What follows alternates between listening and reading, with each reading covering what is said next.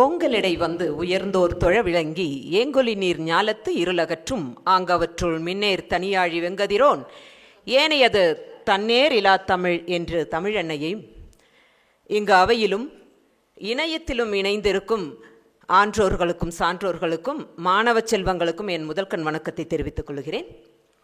உண்மையிலேயே ரொம்ப ரொம்ப ரொம்ப மகிழ்ச்சியாக இருக்குது. ஒரு பெண்ணியம் குறித்த ஒரு கலந்துரையாடல் அல்லது ஒரு ஒரு உரை, அது பெண்களுக்கே உரிய ஒரு பல்கலைக்கழகத்தில் நடக்கிறது அப்படிங்கிறது ரொம்ப மகிழ்ச்சி. நான் இன்னும் நிறைய பெண்களை எதிர்பார்த்தேன். கொஞ்சம் பேர் தான் வந்திருக்கீங்க. இருந்தாலும் இந்த அருமையான வாய்ப்பளித்த உலகத்தமிழ் ஆராய்ச்சி நிறுவன தலைவர் அவர்களுக்கும் இந்த பல்கலைக்கழக துணைவேந்தர் அவர்களுக்கும் எனது நன்றியை தெரிவித்துக்கொண்டு, எனக்கு இங்கு தரப்பட்ட தலைப்பு தமிழ் வெளியில் காலந்தோறும் பெண்ணுரிமை கருத்தியலின் போக்குகள் என்பதாகும். உங்களுக்கு தெரியும், இன்னைக்கு திரும்புகிற பக்கமெல்லாம் நம்ம பெண்ணுரிமை குறித்து பேசிக்கொண்டு இருக்கிறோம். எனக்கு முன்னால் பேசியவர்கள் எல்லார் பேசுனதுமே நான் பேசுகிறது கொஞ்சம் மறுதலையாக இருக்கும். நீங்கள் அதை அந்த நிலையில் பார்த்துக்குங்க என்று நான் முதல்ல சொல்லிடுறேன். நான் ஏன்னா பெண்ணுரிமை என்பது பொதுவாக நிறைய பேர் பெண்ணுரிமை என்றால் என்ன அப்படிங்கிற புரிதலே இல்லாமல் நிறைய பேர் பெண்ணுரிமை பற்றி சொல்லுவாங்க. பெண்ணுரிமைன்னா வேற ஒன்றும் இல்லைங்க, பிறப்பால் ஆண்களுக்கு இணையாக கல்வி, வேலைவாய்ப்பு, சொத்துரிமை, அரசியல் உரிமை உள்பட்ட தனிப்பட்ட உரிமை, சமூக, பொருளாதார, இன்னும் சட்ட உரிமைகள் எல்லாமே சமமாக பெறுவதை குறிப்பது தான் இந்த பெண் உரிமை அப்படிங்கிறது. இது ஒரு ஃபண்டமெண்டல் ரைட், ஒரு அடிப்படை உரிமை. இது நிறைய நேரங்களில் பெண்களுக்கே தெரியாது. பெண்களே என்ன நினைக்கிறாங்கன்னா, யாரோ கொண்டு வந்து கொடுக்கறது, யாரோ மனமுவந்து கொடுத்தல், தானம் கொடுத்தல், நம்ம அதை கை நீட்டி கீழே இருந்து குமிஞ்சு ஐயா சாமி கொடுங்க அப்படின்னு வாங்கிக்கிறது அப்படிங்கிற மனநிலையில் இருக்காங்க. அதுவே தவறு. எனக்கு ரொம்ப மகிழ்ச்சி, துணைவேந்தர் சொன்னாங்க கடைசியாக கொடுத்தீங்க, அதுலேயே எங்களுக்கு எதிர்ப்பேன். உண்மையில் நான் உங்களை பாராட்டுறேங்கம்மா. இந்த ஒரு தைரியம் வேணும். எங்கெல்லாம் பெண்ணுக்கு உரிமை மறுக்கப்படுகிறதோ அங்கெல்லாம் குமிந்து சென்று ஐயா பரவாயில்ல சகிச்சுக்கலான்னு நினைக்காம எந்திரி சத்தமாக சொல்லறதுக்கான ஒரு தைரியம் இருக்குது பாருங்க. அதுதான் நம்மளுடைய முதல் அடிப்படை உரிமை. அந்த வகையில் உலகளாவிய நிலையில் இப்போ எனக்கு முன்னால் பேசும்போது நோக்க உரை பேசின சுசீலா சொன்னாங்க கிறிஸ்தவத்துல எல்லாம் எப்படி இருக்குது அப்படின்னு. ஆனால் ஒரு மதம் சார்ந்து அல்லாமல் பொது நிலையிலேயே உலகளாவிய நிலையில் உரிமைகள் குறித்து பேசுகின்ற ஆவணம் என்று பார்த்தால் அதை எப்பவுமே என்ன சொல்லுவாங்கன்னா, இங்கிலாந்தில் எழுதப்பட்ட மேக்னா கார்ட்டா பற்றி தான் சொல்லுவாங்க. அந்த இலக்கியத்தில் அந்த ஒரு உரிமை சாசனத்தில் கூட பெண் உரிமை குறித்த எந்த பதிவுமே இல்லை. எக்ஸப்ட் ஒரு சின்ன சின்ன விஷயங்கள் இருக்குது. என்னென்னா, அரசர் இறந்து விட்டால் அந்த விடோ என்னென்ன உரிமைகள் இருக்குது, அதாவது ராணிக்கு என்ன உரிமை இருக்குதுன்னு சில செய்திகள் தவிர பெண்ணுரிமை பேசப்படலை. நமக்கு எல்லாருக்கும் தெரியும், உலக வரலாற்றிலேயே ஒரு மனித வரலாற்றையே திருப்பி போட்ட ஒரு பிரெஞ்சு புரட்சி பற்றி நம்ம எல்லாருமே படிச்சிருப்போம். 1789 நடந்த அந்த பிரெஞ்சு புரட்சி, அந்த குடிமக்களுக்கு தேவையான உரிமைகளுக்கு வேண்டி போராடினார்கள். அந்த போராட்டத்தின் இறுதியில் the rights of men and of சிட்டிசன்னு சொல்லி ஒரு உரிமை சாசனம் கொடுத்தார்கள். அந்த சாசனத்தில் ஆண்களுக்கு குடிமகன்களாக என்னெல்லாம் உரிமை அரசிடம் இருந்து வேண்டும் என்று மிக தெளிவாக அக்கமிட்டு சொல்லியிருந்தார்கள். இதில் வேடிக்கை என்னன்னா, இதே பிரெஞ்சு புரட்சியில் மிக காத்திரமாக ஈடுபட்ட பெண்கள் இருக்காங்க பாருங்க பிரெஞ்சில். அந்த பெண்களை பற்றின எந்த குறிப்புமே அதில் இல்லை. அப்போ என்ன பண்ணாங்க, கொஞ்சம் விவரம் இருக்கிற பெண்கள், பிரெஞ்சு பெண்கள், இது அநியாயமாக தெரியலையா, நம்ம 2 பேரும் சேர்ந்து தானே போராடணும், அதில் ஆண்களுக்கு மட்டும் சிட்டிசன் ரைட் வேணும்னு சொல்கிறீங்களே, ஏன் எங்களை பெண்களை அஸ் ஏ சிட்டிசன் அப்படின்னு ஏன் எங்களை ஏற்றுக்கல அப்படின்னு சொல்லி ஒரு ஒலிம்பே டி கவுஜஸ்ங்கிற ஒரு புரட்சியாளரான ஒரு பெண், சிந்தனையாளரான ஒரு பெண்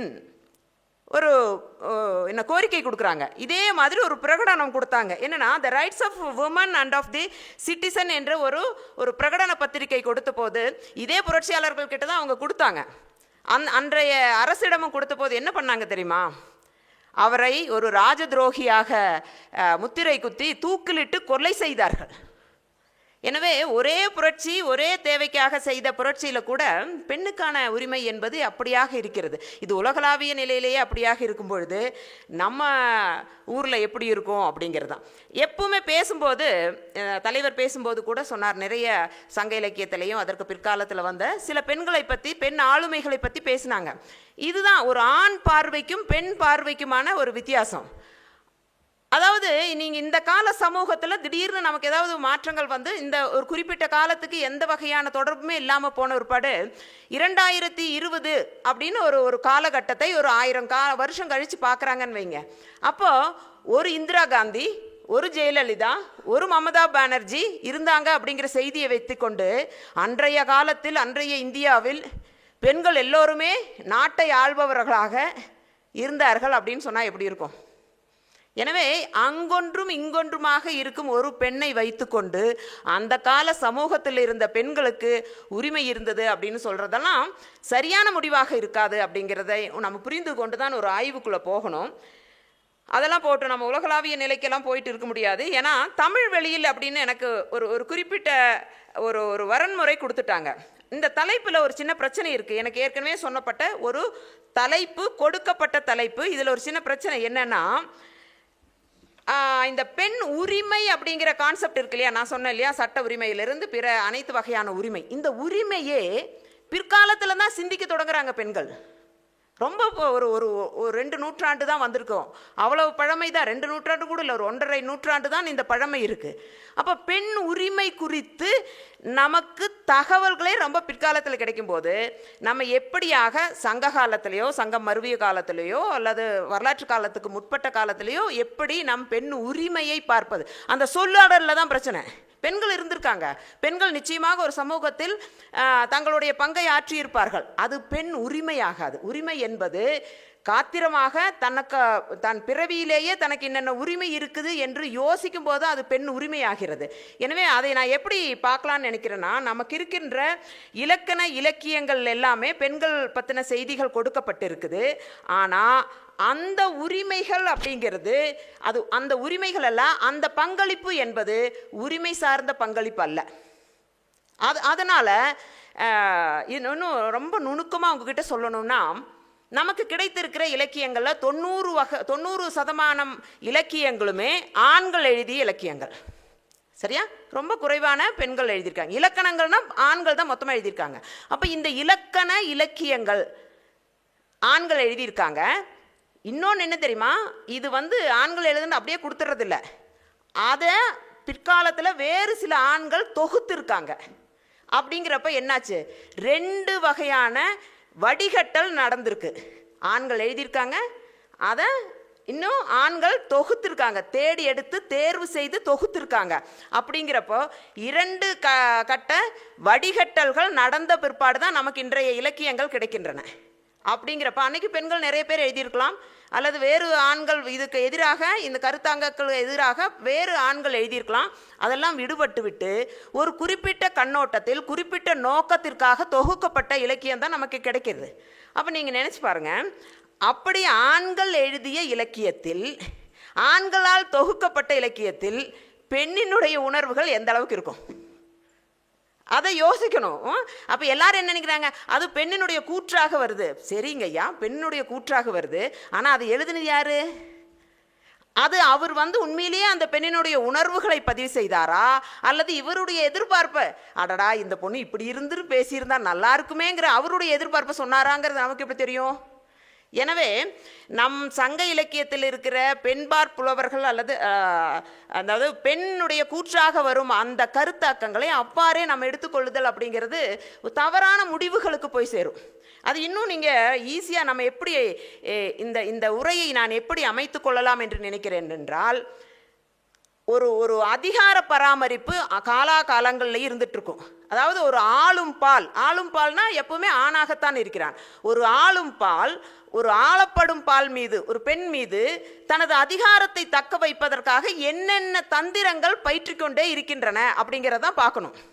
சரியா? ஒரு ஆளும் பால் அப்படிங்கிறது, இப்போ நீங்கள் ஆளும் வர்க்கம் ஆளப்படும் வர்க்கம் மீது எப்படி நீங்கள் தொடர்ந்து அதிகாரத்தை தக்க வைக்கிறதுக்கு அவங்க என்னெல்லாம் பண்ணுறாங்க அப்படிங்கிற பார்க்குற மாதிரி, இது பால்னா என்னது, ஜெண்டர்.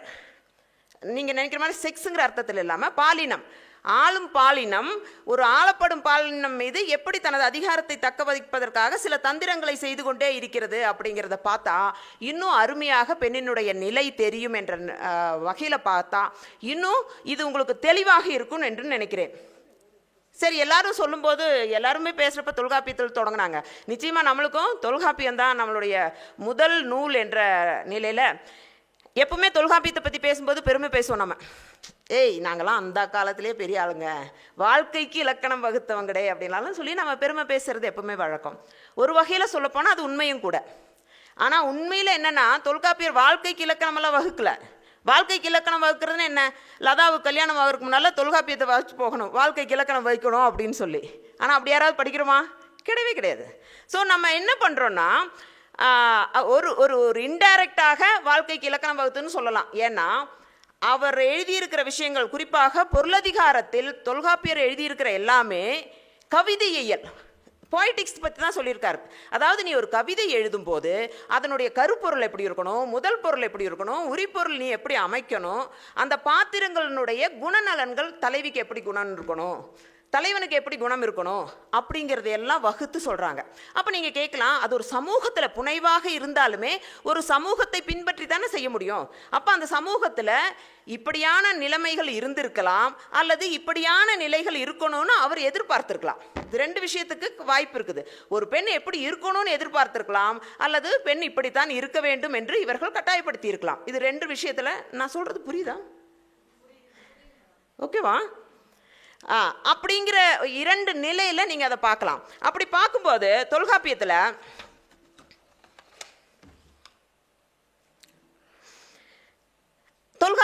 நான் சொன்ன மாதிரி பொருளதிகாரத்தில் ஒரு 4-5 இயல்கள், அதாவது நீங்கள் நினைக்கிற மாதிரி இந்த தொல்காப்பிய சுழலரங்கம்ங்கிறனால தொல்காப்பியத்தை மட்டுமே நான் பேசிகிட்டு இருப்பேன்னு நினைக்க வேண்டாம். மொத்தமாக நான் உங்களுக்கு ஒரு நம்ம எல்லாம் பெருமை பேசிகிட்டு இருக்கிறோம் இல்லையா, சங்ககாலம் பொற்காலம், பெண்களுக்கு அப்படி வச்சாங்க இப்படி வச்சாங்க, காதில் இருக்கிறதெல்லாம் கழட்டி போட்டு கோழி முரட்டினாங்க அப்படிங்கிற இந்த மேல்பூச்சி எல்லாம் விட்டு உண்மையாக ஒரு பெண்ணிய கண்ணோட்டத்தோடு நீங்கள் இலக்கியங்களை இலக்கணங்களை எல்லாம் அணுகும்போது அதில் என்னென்னலாம் இருக்குது, கேட்குறதுக்கு கசப்பாக இருந்தாலும் இதுதான் உண்மையான விஷயங்கள் இருக்குது அப்படிங்கிறத பார்க்கறதுக்கு நான் தொல்காப்பியத்தை தொட்டு போகலான்னு நினைக்கிறேன். அந்த அகத்திணையியல், புறத்திணையியல், களவியல், கற்பியல், பொருளியல், இன்னும் மெய்ப்பாட்டியல், இந்த இயல்களில் ஒரு வகையாக அவர் கட்டமைச்சிருக்கார். எப்படியாக ஒரு ஆண் பெண் எப்படியாக இருக்கணும், அவளுடைய உரிமைகள் என்னவாக இருக்கலாம், எது வரைக்கும் அவங்களுக்கு இடம் கொடுக்கலாம் அப்படிங்கிறத கட்டமைச்சிருக்காங்க. நீங்கள் பார்த்தீங்கன்னா முதல்ல அவளுடைய புலங்குவெளின்னா என்னது, அவளுடைய நடமாடுற இடத்தை, எங்கெங்கெல்லாம் அவள் போகலாம், எங்கெங்கெல்லாம் போகக்கூடாது, எங்கெங்கெல்லாம் அவளுக்கான இடம், அனுமதிக்கப்பட்ட இடம் எது அப்படிங்கிறத முதல்ல வகுக்கிறாங்க. எப்படின்னு பார்த்தீங்கன்னா, ஃபர்ஸ்ட் திங் அவளுடைய அந்த நம்ம கேரக்டர் போயிடலாம், இடம் அப்புறமா பார்க்கலாம். முதல்ல என்ன, எல்லாரும் சொல்கிற மாதிரி அச்சம் மடம் நாணம் நிச்சமும் பெண்பார்க்குரிய அப்படின்னு சொல்கிறாங்க. அப்போ 3000 வருஷத்துக்கு முன்னால் தொல்காப்பியர் சொல்லியிருக்காரு. இதெல்லாம் இன்றைக்கி மேட்ரா அப்படிங்கிறத இங்கே இருக்கிற நிறைய பேர் நினைக்கிறீங்க, அச்சம் மடம் நாணம் அப்படின்னு. அன்னைக்கு போட்ட விஷயத்த இன்னைக்கு இந்த நிமிஷம் வரைக்கும் பெண்களால் வெளியில் வர முடியலன்னு நான் சொன்னால் நீங்கள் எதிர்க்க முடியுமா? இன்றைக்கும் அட்மினிஸ்ட்ரேட்டிவ் அந்த பிளாக்குக்கு போகலான்னா, ஐயோ நான் போகலை நீயும் வாடி அப்படின்னு கூப்பிட்றீங்களா இல்லையா? ஏன்னா பயம், எல்லாத்துக்கும் பயம். ஒரு சின்ன கரப்பாம்பூச்சி பார்த்தா பயம், சரியா? அப்போ அந்த பயம் என்ற ஒரு விஷயம் பெண்ணுக்கானதாக அன்று விதிக்கப்பட்டது. இன்றைக்கும் அதிலிருந்து கடக்க முடியல. அது பேராசிரியர்களாக இருந்தாலும் சரி, வேறு ஐபிஎஸ் ஆஃபீஸர்ஸாக இருந்தாலும் கூட அவங்களுக்கு ஒரு காவலுக்கு இன்னொரு ஆள் போகிறாங்க. அப்போ எனவே அச்சம் என்பது இன்றும் பெண்ணினுடைய மனதில் மிக ஆழமாக இருக்கிறது. நீங்கள் ஒரு கிராமத்தில் இருந்தீங்கன்னா, ஒரு கிராமத்திலிருந்து இன்னொரு அதாவது பஸ் ஸ்டாப் வரைக்கும் போகிறதுக்கு உங்கள் தம்பிக்கிட்ட டார்ச் கொடுத்து அனுப்புவாங்க, அக்காவை போய் கூட்டிகிட்டு வாடான்னு. ஆனால் தம்பி வர்றதுக்கு லேட்டாச்சுன்னு நீங்கள் போவீங்களா? ஏன்னா பெண்ணுக்கு பயம். அந்த அந்த தொல்காப்பிய விதி இன்னும் நம்மளால் மீற முடியல. ரெண்டாவது சொல்லப்பட்டது எது அப்படின்னு பார்த்தீங்கன்னா, நாணம் நல்ல விஷயம்தான். நாணம்னு என்னது, வெக்கம். ஆனால் அளவுக்கு அதிகமான வெக்கம் தேவையில்லை.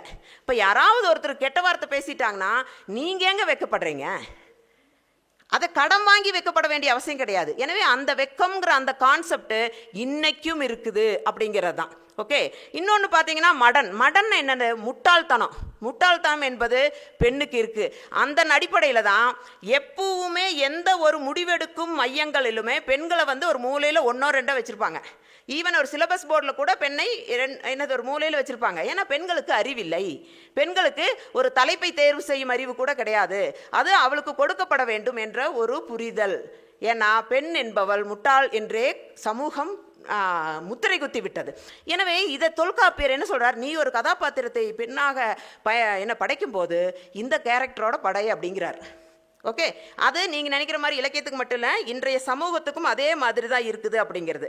ரெண்டாவது, பெண்ணுக்கு வரையறுக்கப்பட்ட வேலைகள். தொல்காப்பியத்தில் என்னெல்லாம் வேலை, இன்னைக்கு உங்களுக்கு என்னெல்லாம் வேலைகள் வரையறுக்கப்பட்டிருக்கு? இன்றைக்கி ஒரு ப்ரொஃபஸர்னால் நீங்கள் என்னெல்லாம் வேலை செய்வீங்க? ஒரு பல்கலைக்கழகத்துக்கு வர்றீங்க, கிளாஸ் எடுக்கிறீங்க, இதோட முடிஞ்சுதா? அதுக்கு அடுத்து உங்களுக்கான அந்த வேலைகள் இருக்குது பாருங்கள். அது தொல்காப்பியர் சொன்ன வேலையிலிருந்து இன்றைக்கும் மாறவே கிடையாதுங்க. அது என்னெல்லாம் சொல்லியிருக்காரு பாருங்க. கற்பும் காமமும் நட்பால் ஒழுக்கமும் மெல்லியற் பொறையும் நிறையும் பொறுமை நிறைய இருக்கணும். வல்லிதின் விருந்து புறந்தறுதலும், நீங்கள் விருந்தோம்பல் செய்யணும். சுற்றமோம்பலம், உங்கள் சொந்த பந்தங்களை எல்லாம் நீங்கள் பார்த்துக்கணும். பிறவு மன்ன கிளவோன் மாண்புகள். இவ்வளோ தாங்க இன்றைக்கி நீங்கள் செஞ்சிட்ருக்கீங்க. அன்னைக்கு செஞ்சது தானே இன்றைக்கி செஞ்சிட்ருக்கீங்க. அப்புறம் எப்படி நீங்கள் பெண் உரிமை இருக்குங்கிறீங்க? அப்போ அது இலக்கியத்துக்கு மட்டும் இல்லையே, வாழ்வுக்கும் பொருத்தமாக தானே இருக்குது. இன்னும் வேடிக்கை என்னென்னா, பெண்ணுக்கு விதிக்கப்பட்ட தடைகள் நிறைய இருக்குது. இது அவளோட கேரக்டர் 3 அச்சமடனானோ அவளுக்கான செயல்கள் என்னென்னது அப்படின்னு சொல்லி வகுத்துட்டாங்க. ஓகே. அவளுக்கு சில தடைகள் விதிச்சிருக்காங்க. என்னெல்லாம் தடைகள்னு பார்த்தீங்கன்னா, முன்னீர் வழக்கம் மகடுவோடு இல்லை அப்படிங்கிறான். முன்னீர் வழக்கம் மகடுவோடு இல்லைன்னா என்னது அப்படின்னு சொல்கிறாங்க. அதாவது கடல் கடந்து பெண்களை கொண்டு போகக்கூடாது அப்படின்னு. ஆனால் உண்மையிலேயே நீங்கள் தொல்காப்பியம் அகத்திணையல் படிச்சிங்கன்னா அதற்கு முன்னதாக எதை சொல்கிறாங்க அப்படின்னு பார்த்தீங்கன்னா, இந்த ஓதல் தூது பகை இவை பிரிவே அப்படிங்கிற இடத்த அதை விவரித்து கொண்டு வரும்போது, யாரெல்லாம் என்னென்ன பிரிவுக்கு போகலாம் என்று சொல்லி கொண்டு வரும்போது முன்னீர் வழக்கம் மகடுவோடு இல்லை அப்படிங்கிறாங்க. அப்படின்னா என்னென்னா, இந்த முன்னீர் வழக்கம் என்பதை நீங்கள் வேறு பொருளில் இந்த 3 வகையான பிரிவுமே பெண்ணுக்கு இல்லை. அதான் உண்மை. என்னன்னா, பெண் படித்ததான ஒரு தரவே நமக்கு கிடையாது. அப்போ உடனே கேட்கலாம், பெண் 32 பேர் 50 பேர் 40 பேர்னெல்லாம் சொல்கிறாங்களே கவிஞர்கள், பெண் கவிஞர்கள் இருந்தாங்கல்ல.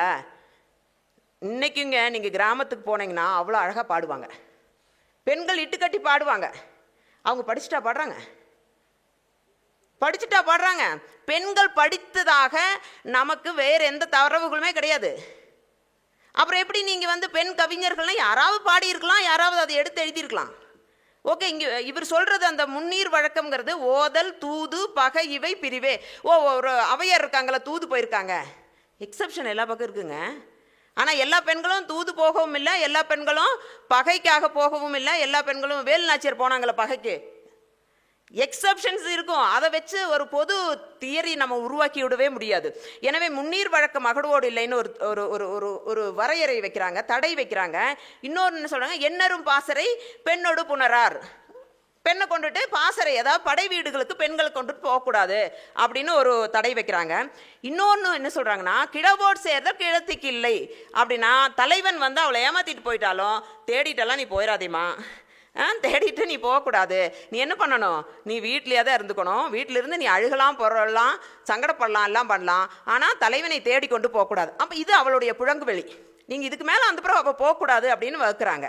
இன்னும் அவளுடைய செயல் தடை, அவள் எதெல்லாம் செய்யக்கூடாது அப்படிங்கிறத தொல்காப்பியர் வகுக்கிறார். என்னெல்லாம்னா, தன்னுரு வேட்கை தலைவன் முன்களத்தல் தலைவிக்கு இல்லை. அவளுக்கு காதல் வந்துருச்சு, என்னங்க ஐ லவ் யூங்க, நோ கொன்று அதெல்லாம் நீ சொல்லக்கூடாது. நீ என்ன பண்ணணும், உனக்கு அப்படி ஏதாவது வந்தாலுமே நீ மனசுக்குள்ளே வச்சுக்கணும். நீ அவனை வச்சு சொல்ல வைக்கணுமே இல்லாமல் நீ சொல்லக்கூடாது. இது செயல் தடை, அவளை சொல்லக்கூடாது அப்படிங்கிறான். பாருங்க, எத்தினை மருங்கினும் மகடு மடன் மேல் பொற்புடை நெறிமை இல்லை அப்படிங்கிறான். அதாவது நீ மடலேற வேலையெல்லாம் வச்சுக்காது. அதெல்லாம் ஆண் மட்டும்தான் ஏறி உன்னை கட்டாயப்படுத்தி உனக்கு விருப்பம் இல்லாமல் இருந்தாலும் அவன் தன்னுடைய காதலை சொல்லலாம் அப்படின்னு அவன் வகுக்கிறாங்க. இதெல்லாம் நான் ஏன் சொல்கிறேன்னா, நீங்கள் அப்பப்போ நீங்கள் கேட்டுக்கணும். இதெல்லாம் தானே இப்பவும் இருக்குது. 3000 வருஷத்துக்கு பிறகு இதெல்லாம் தானே இருக்குது. இன்றைக்கி ஒரு பெண் போய் ஒரு பையனிடம் காதல் சொன்னால் அவன் என்கிட்ட சொன்ன மாதிரி எத்தனை பேர்த்துக்கிட்ட சொல்லியிருப்பா அப்படின்னு தான் பார்ப்பான். ஓகே, இன்னைக்கும் இதே தொல்காப்பிய நெறிகள் தான் பின்பற்றப்படுகிறது அப்படிங்கிறதான். இன்னும் பெண் செய்யக்கூடாத செயலாக சொல்றது தற்புகழ் கிழவி கிழவன் முன் கிழத்தல் கிழத்திக்கில்லை. அதாவது தன்னை பெருமையாக தன்னுடைய தலைவன் முன்னால அவ சொல்லவே கூடாது. தன்னுடைய பெருமையை தலைவன் முன்னால சொல்லவே கூடாது. எப்படி அங்க நினைச்சு பாருங்க, இது ஒரு பிரைவேட் ஸ்பேஸ். ஒரு தலைவனும் தலைவியும் மட்டுமே இருக்கின்ற ஒரு பிரைவேட் ஸ்பேஸ்ல நீ இன்னது பண்ணாத, இன்னது சொல்லாத, தலைவன் கிட்ட நீ உன் பெருமையை பேசாத அப்படின்னு சொல்லி வகுக்கிறாங்க. அது வந்து ஒரு வரையறையாகவே வகுக்கிறாங்க. அதே நேரத்தில் கிழவி முன்னர் தற்புகழ் கிழவி கிழவனு குறித்து அவன் வந்து நானும் அத்தனை பேரை வெட்டிட்டேன், 1000 ஆணையை நான் வெட்டிட்டேன்னு அவன் என்ன வேணாலும் சவடால் விடலாம். ஆனால் தலைவி வந்து பெருமையாக சொல்லக்கூடாது அப்படிங்கிறது. இன்னொரு தடை வச்சிருக்காங்க பாருங்களேன். தலைவன் பிரிந்து சென்று விடுகிறான். ஆனால் இவன் என்ன பண்ணணும்னா, உடம்பும் உயிரும் வாடிய கண்ணும் எண்ணுற்றன கொல். அதாவது அவள் வந்து அவ்வளோ வருந்தி இருக்கும்போது இந்த கண்ணு ஏன் இப்படி மஞ்சளிச்சு போச்சு, இந்த உடம்பு ஏன் இப்படி இழைச்சி போச்சு, இந்த கையை ஏன் கலண்டு போகுது வலையில் அப்படின்னு நீ உடம்பத்தான் திட்டணுமே இல்லாமல் அவனை திட்டக்கூடாது அப்படிங்கிறான். எவ்வளவு கண்ணிங்காக இருந்திருக்காங்க பாருங்க. எப்படியெல்லாம் வந்து அந்த அந்த பெண்ணை எப்படியெல்லாம் வளைச்சு ஒடிச்சு நீ அவன் என்ன பண்ணினாலும் நீ என்ன பண்ணணுமா, நீ அப்படியெல்லாம் செய்யக்கூடாது. இதுலேயும் ரொம்ப ரொம்ப இதுனா அவனுக்கு வேறொரு தலைவி அல்ல வேறொரு காதலி இருக்கிறான், தலைவனுக்கு வேறொரு காதலி இருக்கிறான்னு இவன் சந்தேகப்படுறான். அப்போ என்ன பண்ணணும், டேய் உனக்கு யாராவது இருக்காங்களாடா அப்படின்னு கேட்கணும். அதெல்லாம் கேட்கக்கூடாது. அவன் சொல்கிறான் என்னென்னு, கிழவோல் பிறல் குணம் இவை என கூறி கிழவோன் குறிப்பினல் உணர்தல் உரியே அப்படிங்கிறான். என்னது, அவ இருக்கா இல்லைங்க, அவள் அப்படிப்பட்டவங்க இப்படிப்பட்டவன் சொல்லும்போது இவனோட முக மாற்றத்தை வைத்து கொண்டு கண்டுபிடிக்கணுமா, அல்லாமல் நீ நேரடியாக அவங்ககிட்ட கேட்கலாம் கூடாது. அப்போ எப்படிங்க உரிமை, பெண் உரிமை பற்றி எப்படிங்க பேசுறது? பெண் டேய் நீ வேற ஒருத்தர் கூட வச்சுட்டு நீ வந்து என்ன தெரியாமல் ஏமாத்திட்டு இருக்கிறியான்னு கேட்கறதுக்கு கூட பெண் உரிமை மறுக்கப்பட்டிருக்குங்க. அப்போ நீங்கள் கேட்கலாம், இது இலக்கியங்கிறது எங்கிருந்து எடுக்கப்பட்டது. அப்போ நினைச்சு பாருங்க. அப்போ இது செயல் தடைகளாக இருக்குது. இன்னும் இதை விட கொடுமையான ஒரு தடை என்ன தெரியுமா, கருத்தை கூறுவதற்கான தடை. நம்ம துணைவேந்தரை பாராட்டுனது அவங்க கருத்தை சொல்லிட்டாங்க. அந்த கருத்தை கூறுவதற்கான ஒரு தடை கூட பாருங்க அவங்க எப்படி போட்டிருக்காங்கன்னா, இன்றைக்கெல்லாம் நமக்கு இந்தியன் கான்ஸ்டியூஷனில் ஆர்டிகல் 19A வந்து உங்களுடைய எக்ஸ்பிரஷன் உங்களுக்கு ஃப்ரீயாக நீங்கள் வந்து உங்கள் கருத்தை சொல்லலாம் அப்படிங்கிறதெல்லாம் உரிமை கொடுக்குறாங்க. ஆனால் அந்த காலத்தில் அவங்க அப்படி கொடுக்கல. அவங்க என்ன சொன்னாங்கன்னா, ஏற்கனவே நான் சொன்னேன் இல்லையா, தன்னுரு வேட்கை தலைவன் முன் குலத்தல் அப்படி கூடாது அப்படின்னு. அதைவே அவர் எப்படி சொல்கிறான் பாருங்க, நானும் மடனும் பெண்மை ஆகலின் குறிப்பினும் இடத்தினும் அல்லது வேட்கை நெருப்பிட வாரா. நீ அதை வந்து நைஸாக குறிப்பாக இந்த விரலை கால் விரலை இப்படி ஆட்டி கை விரலை இப்படி போங்க அப்படிங்கிற மாதிரியெல்லாம் சொல்லி அப்படியெல்லாம் தான் சொல்லணுமே. இல்லாமல் நீ ஒரு காலம் என்ன பண்ணணும், வாய்மொழியாக உனது கருத்தை நீ சொல்லக்கூடாது, நீ உடல் மொழியில் சொல்லு. அப்போ நீங்கள் கேட்கல, இந்த என்ன உடல் மொழியில்னா நீ வாயை மூடிட்டு உடலில் வச்சு நீ உன்னுடைய கெஸ்டர்ஸ் வச்சு நீ சொல்லணும் அப்படிங்கிறாங்க. உடல் மொழி பாராட்டப்படுது, வாய்மொழி மறுக்கப்படுகிறது பெண்ணுக்கு. அதில் சொல்லுவாங்க பாருங்க, சொல் எதிர்மொழிதல் அருமை தாதலின் அல்ல கூற்றுமொழி. கூற்று இல்லை அவளுக்கு, அல்ல கூற்றுமொழி தான் அவளுக்கு இருக்கு, கூற்று அல்லாத மொழி. அது என்னது, உடல் மொழி. உடல் மொழியை போற்றணும் அப்படிங்கிறாங்க. இது அவன் காதலன் கிட்ட மட்டும் இல்லை, அவளுடைய காதலை அவளுடைய அப்பா அம்மா கிட்ட கூட சொல்லக்கூடாது. அதையும் சொல்றாரு. அவர் என்ன சொல்றாரு, உற்றுழி அல்லது சொல்லல் இன்மை நீ சொல்லவே கூடாது, நீ வீட்டில் கூட சொல்லக்கூடாது. அவங்க என்ன பண்ணணுமாமா, பொருள் அதாவது அப்பொருள் வேட்கையின் கிழவன் உணர்ப. அவளுடைய பொருள் வேட்கை என்ன இருக்குதுங்கிறத அவங்க வந்து உற்றுழி அவளை உறுதியான அப்சர்வ் பண்ணி புரிஞ்சுக்குவாங்க.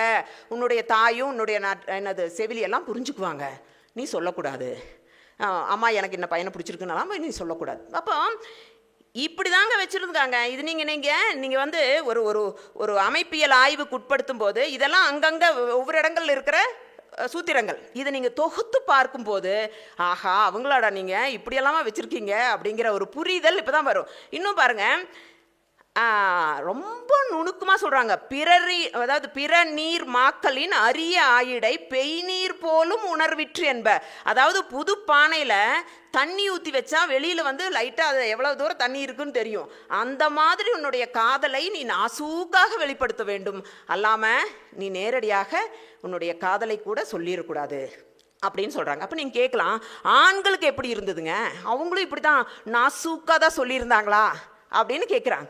அவருக்கு சொல்கிறாரு, நோ நோ நோ நோ, அதுக்கெல்லாம் வாய்ப்பே இல்லை. அவங்க முதல் தடவை பார்த்தோன்னே என்ன சொல்கிறாங்க, புகுமுகம் புரிதல், no no, this is for woman.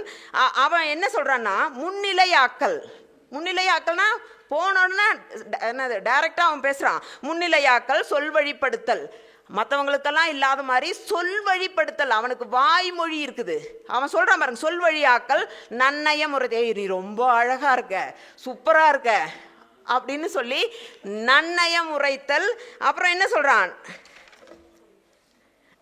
மெலிவு. அதாவது அதுக்கு அடுத்த ஸ்டெப்பை இவன் என்ன பண்ணுறதா, மெய்தொட்டு பயிரல். மெய்தொட்டு பயிரல்னா அல்லங்க, மெய்தொட்டு பயிரல்னா என்ன, அவன் தொட்டு பேசுகிறான். பார்த்து கொஞ்ச நேரத்துக்குள்ளேயே அவளை பார்த்தீங்களா, அதுதான் வித்தியாசம். இங்கேதான் அங்கே பாகுபாடு தெரிகிறது. அவளை தொட்டு பேசுகிறான். மெய்தொட்டு பயிரல், பொய் பாராட்டல், இடம் பெற்று தழாலுடனே அவளை கட்டி பிடிக்கிறான். அதுக்கான உரிமை யார் கொடுக்குறாங்க, தொல்காப்பியத்தில் வகுக்கிறாங்கங்க. நீங்கள் கதை படி எழுதும்போதோ கவிதை எழுதும்போதோ நீ இப்படியெல்லாம் எழுது, ஆண் இப்படியெல்லாம் செய்கிற மாதிரி எழுது. அதே நேரத்தில் பெண் எப்படி செய்யக்கூடாது, புகுமுகம் புரிதல், அவன் பார்க்குற இடத்துல போய் நிற்கிறது, பொறிநுதல் வியர்த்தல், அவளுக்கு லேசாக வியர்க்கிறது, நகுநயம் மறைத்தல், சிதைவு பிறர்க்கின்மை அப்படின்னு சொல்லி அவளுக்கான எனது உரிமைகள் என்னென்ன, எப்படி அவள் உடல் மொழியில் தன்னுடைய காதலை, தன்னுடைய கருத்தை பரிமாற வேண்டும் அப்படிங்கிறான். இன்னும் கொஞ்சம் அதுக்கு அதிகமாக போய் அவன் கண்டுக்கலன்னு வச்சுக்கங்களேன், அவன் ஒரு மக்கா இருக்கிறான்னு வைங்க. அவன் அடுத்து என்ன பண்ணுறான்னா கூழை விரித்தல், தலைமுடியை விரித்து போடுறது, இதெல்லாம் ஒரு சமிக்ஞை. அவங்களுக்கு கன்வே பண்ணுறாங்களாம், எனக்கு ஒன்று பிடிச்சிருக்குதுடா அப்படின்னு. கூழை விரித்தல், காதொன்று களைதல், அவள் கம்மலை களைஞ்சிட்டு அவள் தேடுற மாதிரி தேடுறது. அப்புறம் என்னது, ஊழணி தைவரல், உடை பெயர்த்து உடுத்தல், லேசாக சாரி எல்லாம் உடுக்கிறது. இப்படியெல்லாம் சொன்னால் அவனுக்கு பிடிச்சிருக்குன்னு அர்த்தமா? என்னங்க இதெல்லாம்? இங்கே நான் இந்த மாதிரியெல்லாம் என்னது பெண்ணுக்கு ஆன விதிமுறைகளை வைத்து கொண்டிருந்த ஒரு சமூகம் நம்ம சமூகம். அந்த சமூகத்தினுடைய தாக்கம் இன்னைக்கு வரைக்கும் இருக்குது. அப்புறம் எப்படிங்க பெண்ணுரிமை எங்கே இருக்குது? புரியுதா? அப்போ இப்படித்தான் அந்த ஆளும் பால் ஆளப்படும் பால் மீது தனது அதிகாரத்தை தக்க வைத்து கொண்டே இருக்குது. நீ அப்படி செய்யாதேங்கிறாங்க. நீ அதை நீ பண்ணக்கூடாது. நீ அப்படி பேசுறதா இருந்தா கூட நீ இப்படித்தான் போய் பேசணும். இன்னும் கொடுமையான ஒரு விஷயம் என்ன தெரியுங்களா, கணவன் இவளை அந்த தலைவியை விட்டுவிட்டு வேறொரு பெண்ணை, இவ ஏற்கனவே கல்யாணம் பண்ணிட்டாங்க, கணவன் போய் இன்னொரு பெண்ணை நிறைய பணம் வாங்கி விட்டு ரெண்டாவது பெண்ணை கல்யாணம் பண்ணும்போது அப்போ கூட நீ போய் சண்டை போடக்கூடாது. எவ்வளோ கொடுமை பாருங்க. அவன் சொல்கிறான், நீ என்ன பண்ணணும், உன்னுடைய மகனை, மின்னல் போன்று இருக்கின்ற உன்னுடைய மகனை வாயிலாக கொண்டு போய் அவன்கிட்ட கெஞ்சணும், என்னையும் ஏற்றுக்குங்க அப்படின்னு, என்னையும் ஏற்றுக்குங்கன்னு சொல்லணும். இது எத்தனை பேருக்கு தெரியும் தொல்காப்பியத்தில் இப்படியெல்லாம் பண்ணியிருக்காங்கன்னு? எத்தனை பேர் யோசிச்சிருப்பாங்க? எல்லாரும் தொல்காப்பியத்தில் அப்படி சொல்லியிருக்காங்க, இப்படி சொல்லியிருக்காங்க, வாழ்க்கை ஓகே. ஆனால் இதனுடைய இந்த டிஸ்கோர்சஸ்னுடைய இம்பேக்ட் இந்த நிமிஷம் வரைக்கும் இருக்குங்க சமூகத்தில். இன்னைக்கு இருக்கிறவங்களுக்கு கூட இதுதான் எதிர்பார்க்குறாங்க பெண்களிடம். அதாவது அவன் சந்தித்து முதல் சந்திப்பிலேயே அவன் பொய் பாராட்டுகிறான், அவன் மெய்தொட்டு பயிர்கிறான், அப்புறம் என்னது அவளை தழுவிக்கொள்கிறான், தனக்கு பிடித்த மாதிரியே அவளை என்னது கவர் பண்ணுறதுக்கு என்னெல்லாம் சொல்லணுமோ அதெல்லாம் சொல்கிறதுக்கான உரிமை இப்போ ஆணுக்கு கொடுக்கப்பட்டிருக்கு. எனவே பெண்ணுடைய வாய்மொழி மறுக்கப்பட்டு என்ன பண்ண, உடல் மொழி பாராட்டப்படுகிறது. இதை நம்ம வாத்தியார்கள் என்ன சொல்லுவாங்க, நம்ம உரையாசிரியர்கள், தமிழ் ஆசிரியர்கள்லாம், ஆஹா அவங்கள அப்படி பண்ணினாங்க இப்படி பண்ணினாங்கன்னு சொல்லி புகழ்ந்து சொல்லுவாங்க. ஆனால் உண்மையிலேயே இதெல்லாம் பெண்ணினுடைய உரிமை மறுப்பு, உரிமை பாகுபாடு. அவளுடைய புழங்குவடி தடை இருக்குது, செயல்களில் தடை இருக்குது, மொழி தடை இருக்குது, தன்னுடைய விருப்பத்தை கூறுவதற்கு கூட தடை இருக்குது. அப்படிங்கிறத அவங்க உணர்ந்துக்கல அப்படிங்கிறதான் ரொம்ப முக்கியமான விஷயம். இதையெல்லாம் அவளோட கொடுமை என்னன்னா, அவளுக்கு சில கடமைகள் சொல்லியிருக்காங்க. நீ ஒரு கதாபாத்திரத்தை, பெண் கதாபாத்திரத்தை சொல்லும்போது சில கடமைகளை நீ பின்பற்றணும் அப்படின்னு சொல்றாங்க. என்ன கடமை அப்படின்னு பார்த்தீங்கன்னா, மடனொடு நிற்றல் கடன் என மொழிப. நீ அறிவாளியா இருன்னு சொல்லலாம், ஆனா நீ மடச்சியா இருக்கிறது உன் கடமை அப்படின்னு சொல்றது என்னங்க நியாயம்? மடனோடு நிற்றல் கடன் என மொழிப. இன்னைக்கும் தெரியும்னு சொல்ற பெண்களை யாருக்கும் பிடிக்காது, தெரியாதுன்னு சொல்கிற பெண்களை தான் பிடிக்கும். ஏன்னா பெண்கள் எப்பவும் மடச்சியாகவே இருக்க வேண்டும் என்று சமூகம் எதிர்பார்க்கிறது. நீங்கள் பேராசிரியர்களாக இருந்துட்டு காரியமே இல்லைங்க, பெண்கள்னா முட்டாள்கள். ஓகே, அது அடுத்தது பாருங்களேன், இன்றைக்கும் இதுதான் சமூகம் எதிர்பார்க்குது. ரெண்டாவது, தலைவனுடைய தவறுகளை பொறுத்து கொள்ளுதல் அவள் கடமை. தலைவனுடைய அதாவது பின்முறையாக்கிய பெரும் பொருள் வதவி. நான் சொன்னல, 2வது போய் பெரும் பொருளை பெற்றுக்கொண்டு வதுவை செய்து கொண்டால், திருமணம் செய்து கொண்டால் கூட இவள் அதை போய் டைவர்ஸ் பண்ணலாம் கேட்கக்கூடாது. என்ன பண்ணணும்? என்னையும் ஏற்றுக்கூட அப்படின்னு சொல்லி அந்த குழந்தையை வச்சு கெஞ்சணும் அப்படின்னு கேட்குறாங்க. இது அவளுடைய கடமை. 3வது ஒரு கடமை என்னன்னு பார்த்தீங்கன்னா, அவன் சோர்வு காத்தல் கடன் எனப்படுதலின். அவன் சோர்வுனா அவன் எங்கெல்லாம் சோட போறானோ, எங்கெல்லாம் என்னது தவறு செய்கிறானோ அவனை நீ காத்து கொள்ள வேண்டும். எப்படி காத்துக்கொள்ளணும்? இதெல்லாம் உன் கடமை. இதெல்லாம் ஏதோ போதும் நான் தியாகம் பண்ணுறேங்கிற மாதிரி நீ செய்யக்கூடாது. இதெல்லாம் நீ கடமையாக செய்யணும். அடுத்து சொல்கிறான், தாய் போல் கலரி தழி கொடல். ஒரு அம்மா எப்படி தன்னுடைய மகனை பொறுத்து கொள்ளுவாளோ அதே மாதிரி நீ அவனை தாய் போல அரவணைத்து கொள்ள வேண்டும், அவன் தவறுகளை மன்னித்து. எப்படி இருக்குங்க? இதுதான் பெண்ணினுடைய உரிமை. ஓகே, இதுதான் இவ்வளவுதான் பெண்ணுக்கு கொடுக்கப்பட்டிருந்த உரிமை. இதை சார்ந்து தான் சங்க இலக்கியத்தில் வர்ற பாடல்கள் எல்லாமே இதை சார்ந்து தான் வந்துட்டு இருக்கும். புரியுதா? இந்த விதிமுறைகளை சார்ந்து தான் சங்க இலக்கியத்தில் இருக்கிற பாடல்கள் எல்லாமே எழுதப்பட்டிருக்கும். ஓகே, நீங்கள் நம்ம தலைமை உரையில் சொல்லும்போது நிறைய பெண்பாட் புலவர்களுடைய பாடல்கள் பற்றியெல்லாம் பேசினாங்க. அங்கொன்றும் இங்கொன்றுமாக கொஞ்சம் இந்த விதிமுறைகள் இருந்து மாறுபட முயற்சிப்பாங்களே இல்லாமல் இந்த விதிமுறைக்குள்ளே தான் அவங்களும் இருக்காங்க. இப்போ எல்லாரும் சொல்லுவாங்க, இந்த முட்டுவேன் கொல் தாக்குவேன் கொல் அப்படின்னு சொல்லி இந்த அவையார் பாட்டு இருக்கு இல்லையா, அது ஓகே, அது தன்னுரு வேட்கை சொல்கிறது தானே. அதாவது என்னுடைய காம வலியை உணராமல் உறங்கிக் கொண்டிருக்கும் இந்த ஊரில் இருக்கிற மக்களை நான் முட்டுவேன் கொல் கோதுவேன் என்னது தாக்குவேன் கொல்னு சொல்லி பாடினாங்கல்ல அப்படின்னு. அப்போ கூட நீங்கள் பார்த்தீங்களா, தன்னுரு வேட்கை தலைவன் முன் கிளத்தல் இல்லை, இவ தனியாக உட்காந்துன்னு பாடியிருக்கா. ஓகே, அப்போ கூட தன்னுரு வேட்கை சொல்ல, எனக்கு அவனை பிடிக்கும்னு எல்லாம் சொல்லலை, என்னுடைய காம உணர்வுகளை புரிந்து கொள்ளாது இவங்களெல்லாம் வெட்டுவனா கொட்டுவான்னு தான் சொல்லியிருக்கான். அப்போ கூட அந்த தன்னுரு வேட்கை கரெக்டாக தான் இருக்கு. புரியுதா? அப்போ எனவே சங்க இலக்கிய பாடல்களில் இன்னும் சில பாடல்கள் இருக்குதுங்க.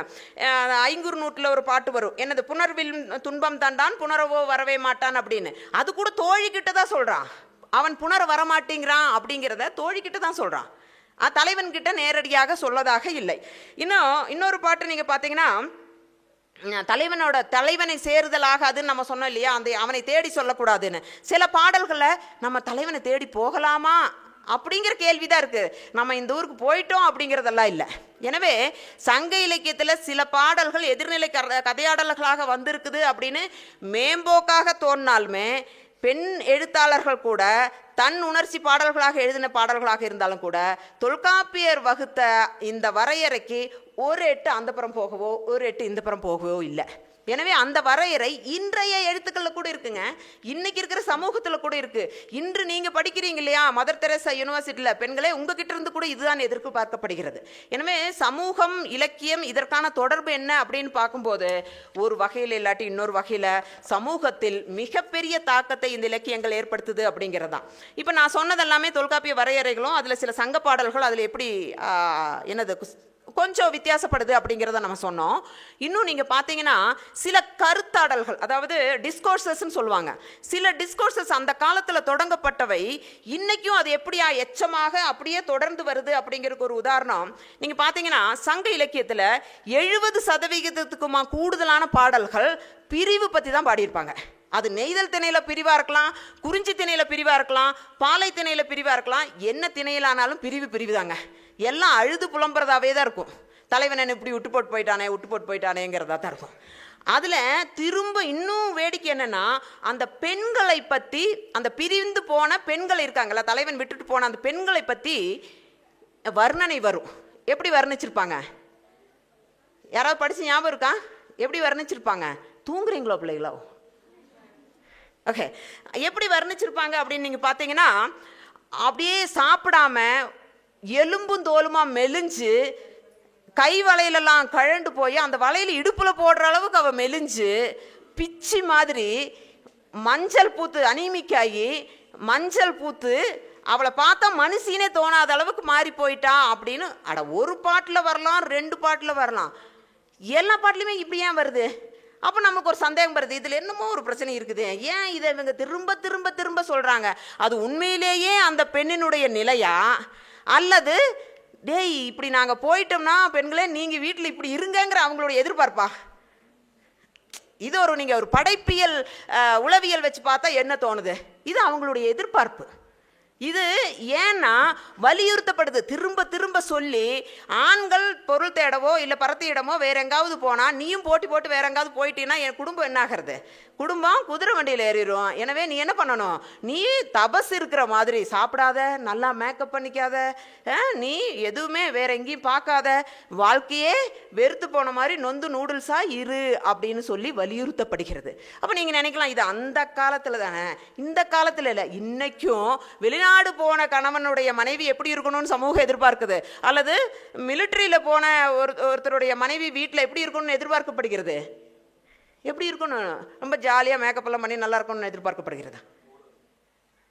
எப்படி எதிர்பார்க்கப்படுகிறது என்றால், அவளும் இதே போல சங்ககால தலைவி மாதிரி தன்னை நொந்து உணவு நல்லா உண்ணாம வருந்தி இருக்கணும்னு எதிர்பார்க்கப்படுகிறது. எனவே ஒரு கருத்தாடல் காலங்கள் எப்படி வந்துகிட்டே இருக்குன்னு பாருங்க. இன்னும் நீங்க நெய்தல் நில பாடல்கள், நான் ஒரு கட்டுரை எழுத போய் அதிசயமா இருந்தது.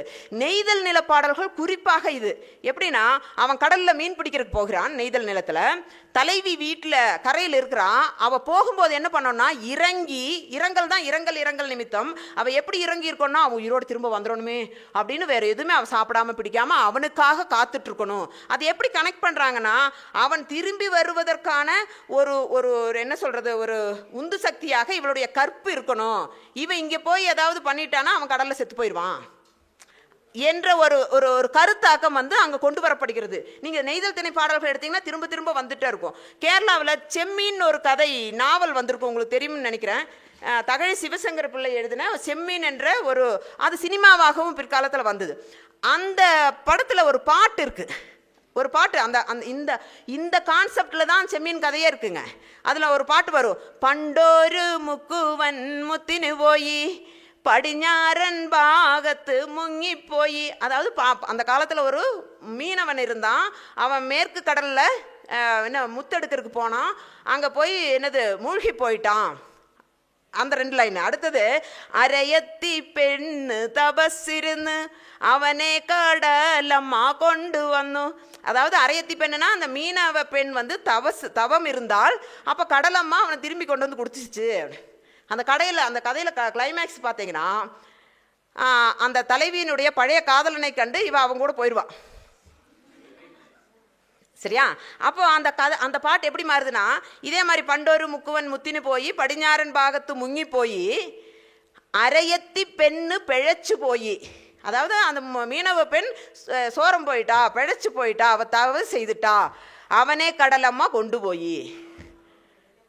அவனே கடல், அதில் செத்துருவான், அந்த ஹீரோ உண்மையிலேயே செத்துருவான். புரியுதா? இது எப்படியெல்லாம் கொண்டு வந்து எப்படியெல்லாம் இணைக்கிறாங்கன்னு பாருங்களேன். இந்த கருத்தாக்கம் காலங்களில் பெண் வெளியில் போன ஆணுடைய உயிர் பெண்ணினுடைய கற்பிலோடு ஒரு தொடர்பு படுத்தப்பட்டு வருகிற அந்த கருத்தாடல் காலங்களில் அப்படியே தொடருது. இன்னொரு கருத்தாடல் இருக்குங்க, அது கொடுமையிலும் கொடுமையான கருத்தாடல். அது இன்னைக்கும் தமிழ் சமூகத்தில் தொடர்ந்து வந்துட்டு இருக்கு. அதில் எதுனா, நீங்கள் படிச்சிருப்பீங்க, ரொம்ப பெயர் பெற்ற ஒரு பாடல், கலித்தொகையில் வர்ற பல ஒரு நறுஞ்சாந்தம் படுப்பவர் கல்லதை மலையிலே பிறப்பினும் மலைக்கு அவைதான் என் செய்யும் நினையுங்கள் நும்மகள் நுமக்கு ஆங்கணையலே அப்படிங்கிற அந்த பாட்டு இருக்கு இல்லையா. இந்த முத்து கடலில் பிறந்தாலும் அது யாருக்கு பிரயோஜனம்? அந்த யாழில் வர இசை அது யாழுக்கு என்ன பிரயோஜனம்? நினையுங்கால் உம்மகள் உமக்கு ஆங்கணையிலே. பத்த மக உனக்கு ஒரு பிரயோஜனமே இல்லை. யார் கட்டிட்டு போகிற அந்த வீட்டில் அவங்களுக்கு தான் பிரயோஜனம், உனக்கு ஒரு பிரயோஜனம் அப்படிங்கிற மாதிரி பெற்றோர்களுக்கு ஆறுதல் சொல்கிற மாதிரி இருக்கும். ஆனால் இது செய்கிற ஒரு சைக்காலஜிக்கல் இம்பேக்ட் என்ன தெரியுமா? இன்றைக்கும் சமுதாயத்தில் என்ன சொல்லுவாங்க, ஒரு பொம்பளை பிள்ளைய, ஏய் நீ அடுத்த வீட்டுக்கு போகிறவ, நீ அடுத்த வீட்டுக்கு போகிறவ, நீ அடுத்த வீட்டுக்கு போகிறவ. அவங்க எல்லாரும் வீட்லேயும் வேறு ஏதோ அட்ரஸ் எழுதியிருக்கிற மாதிரி, இந்த கொரியர் அட்ரஸ் வேறு ஏதோ எழுதியிருக்கிற மாதிரி. அதனால் இந்த பெண்கள் அவங்க வீட்டில் இன்னும் ரொம்ப கொடுமையான விஷயம் என்ன தெரியுங்களா? குடும்பத்தில் இருக்கிற ஏதாவது ஒரு ப்ராப்பர்ட்டி வாங்க போகிறாங்க, சின்ன பையன்கிட்ட தம்பிக்கிட்டலாம் அபிப்பிராயம் கேட்பாங்க, ஆனால் அந்த பெண்ணுக்கிட்ட கேட்கவே மாட்டாங்க. ஏன் இவ தான் அடுத்த வீட்டுக்கு போகிறவளாச்சே. எவ்வளவு ஏலினேட் ஆகி போயிடுவா தெரியுமா?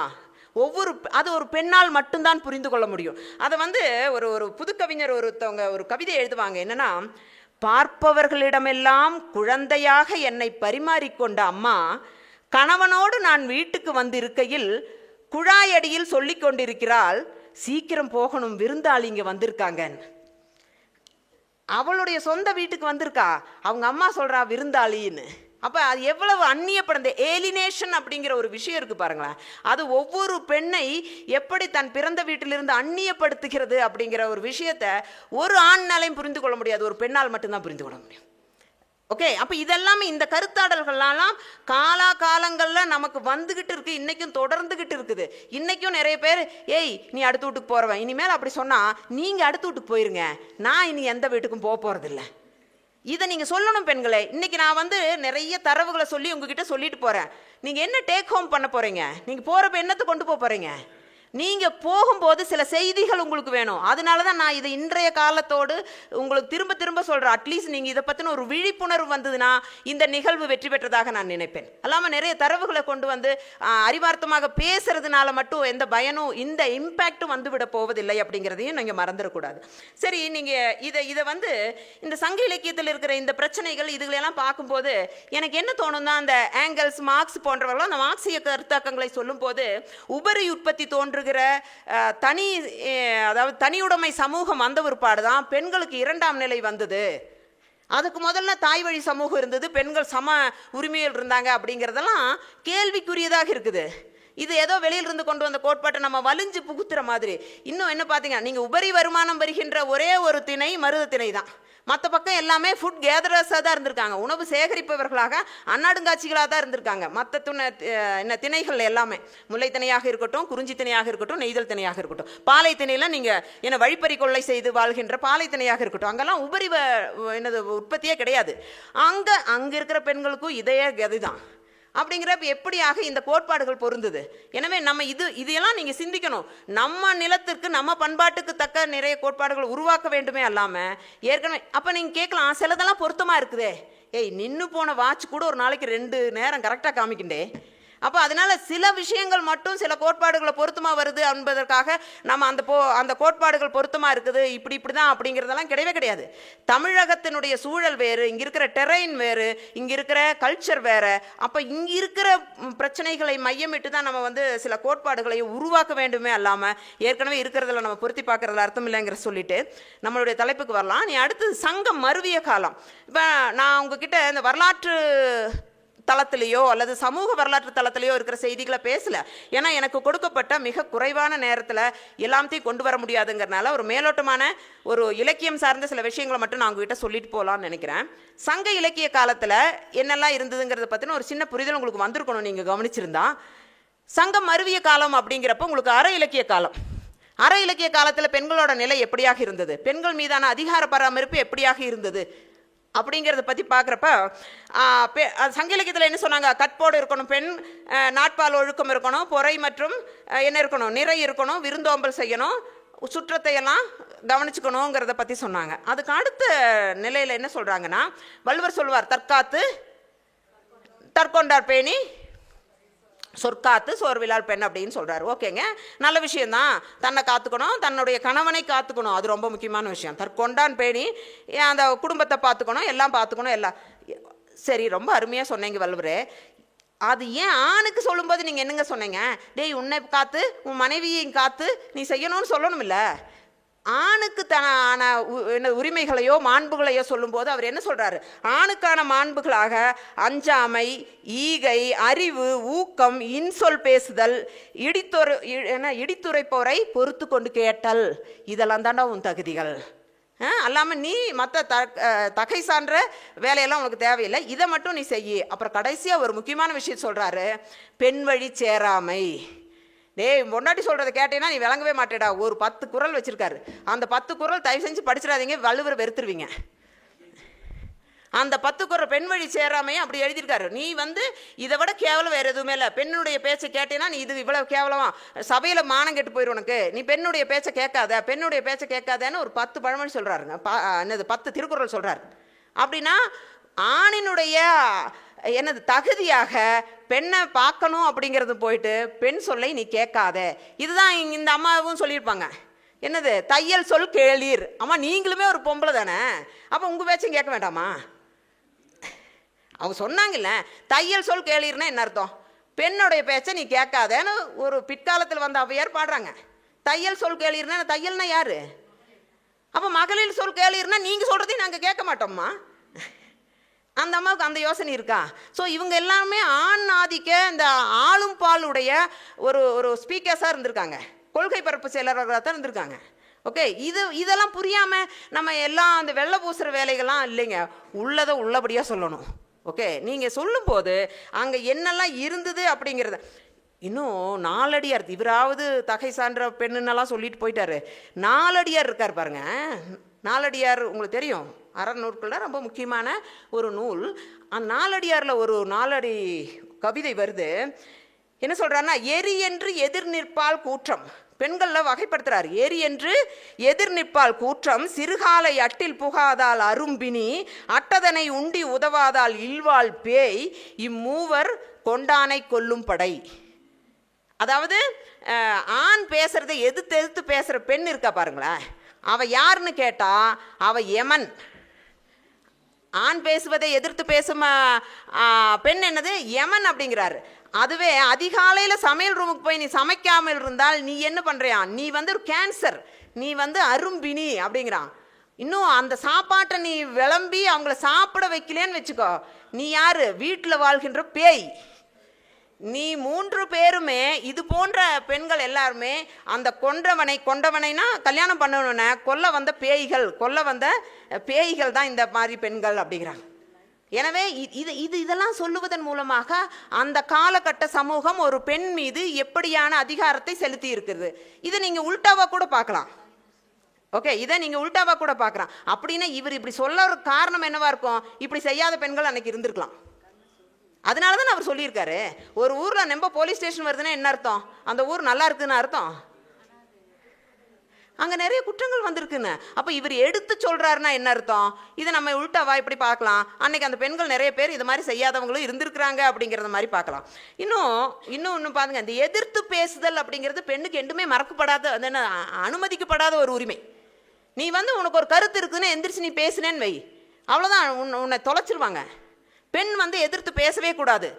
இன்னைக்கும் அது ஒரு கவிதையில் வரும், பொறுக்க முடியாத தருணத்தில் என் நியாயத்தை உரத்து சொல்லுவது வேலைக்கு போகிற திமிராகும் போது நீ அடிப்பது உதைப்பது மட்டும் எப்படியத்தான் ஆஃபீஸ் டென்ஷன் ஆகிறது. ஓகே, அவன் வந்து அடிச்சிடறான், இவன் ஏற்று பேசுகிறப்ப அடிச்சிடான், கடைசியில் என்னன்னு சொல்லி காம்ப்ரமைஸ் பண்ணுறான், எனக்கு ஆஃபீஸில் 1000 டென்ஷன் அதனால் அடிச்சிட்டேன். ஏன் இதைத்தானே நான் ஏதாவது சொல்கிறேன், நான் கொஞ்சம் சத்தமாக சொல்லிட்டேன், அதுக்கு ஏன் நீ நான் அடிக்கிறேன். பெண் எதிர்த்து பேசக்கூடாது. இன்றைக்கி நீங்கள் கிராமப்புறங்களில் பார்த்தீங்கன்னா இது ஒரு ஆணால் புரிஞ்சிக்க முடியாதுங்க.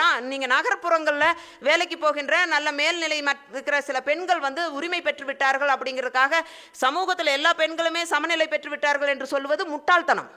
சரியா? அந்த பெண்களை மட்டுமே தனக்கு தெரிந்த ஒரு 5-6 பெண்களை வைத்துக்கொண்டு எல்லா பெண்களுமே சுதந்திரம் அடைந்து விட்டார்கள் என்று நினைப்பது போன்ற முட்டாள்தனம் வேறு எதுவுமே இல்லை.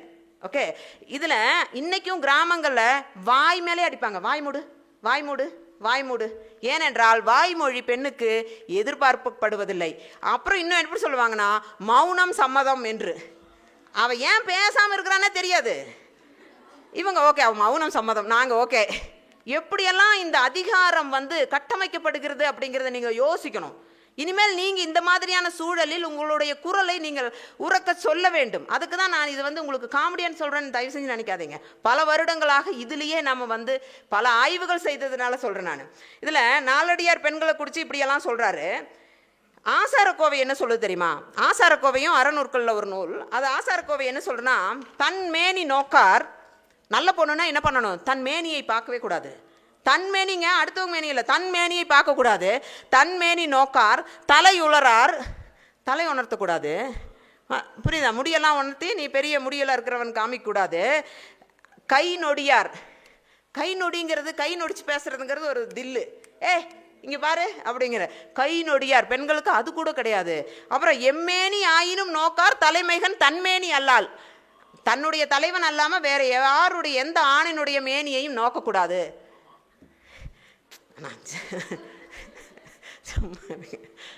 ஓகே, எந்த வகையிலையும் அவளுடைய உடலினுடைய உரிமை கூட பெண்ணுக்கு மறுக்கப்படுகிறது. அப்படிங்கிறது எந்த வகையான உரிமை?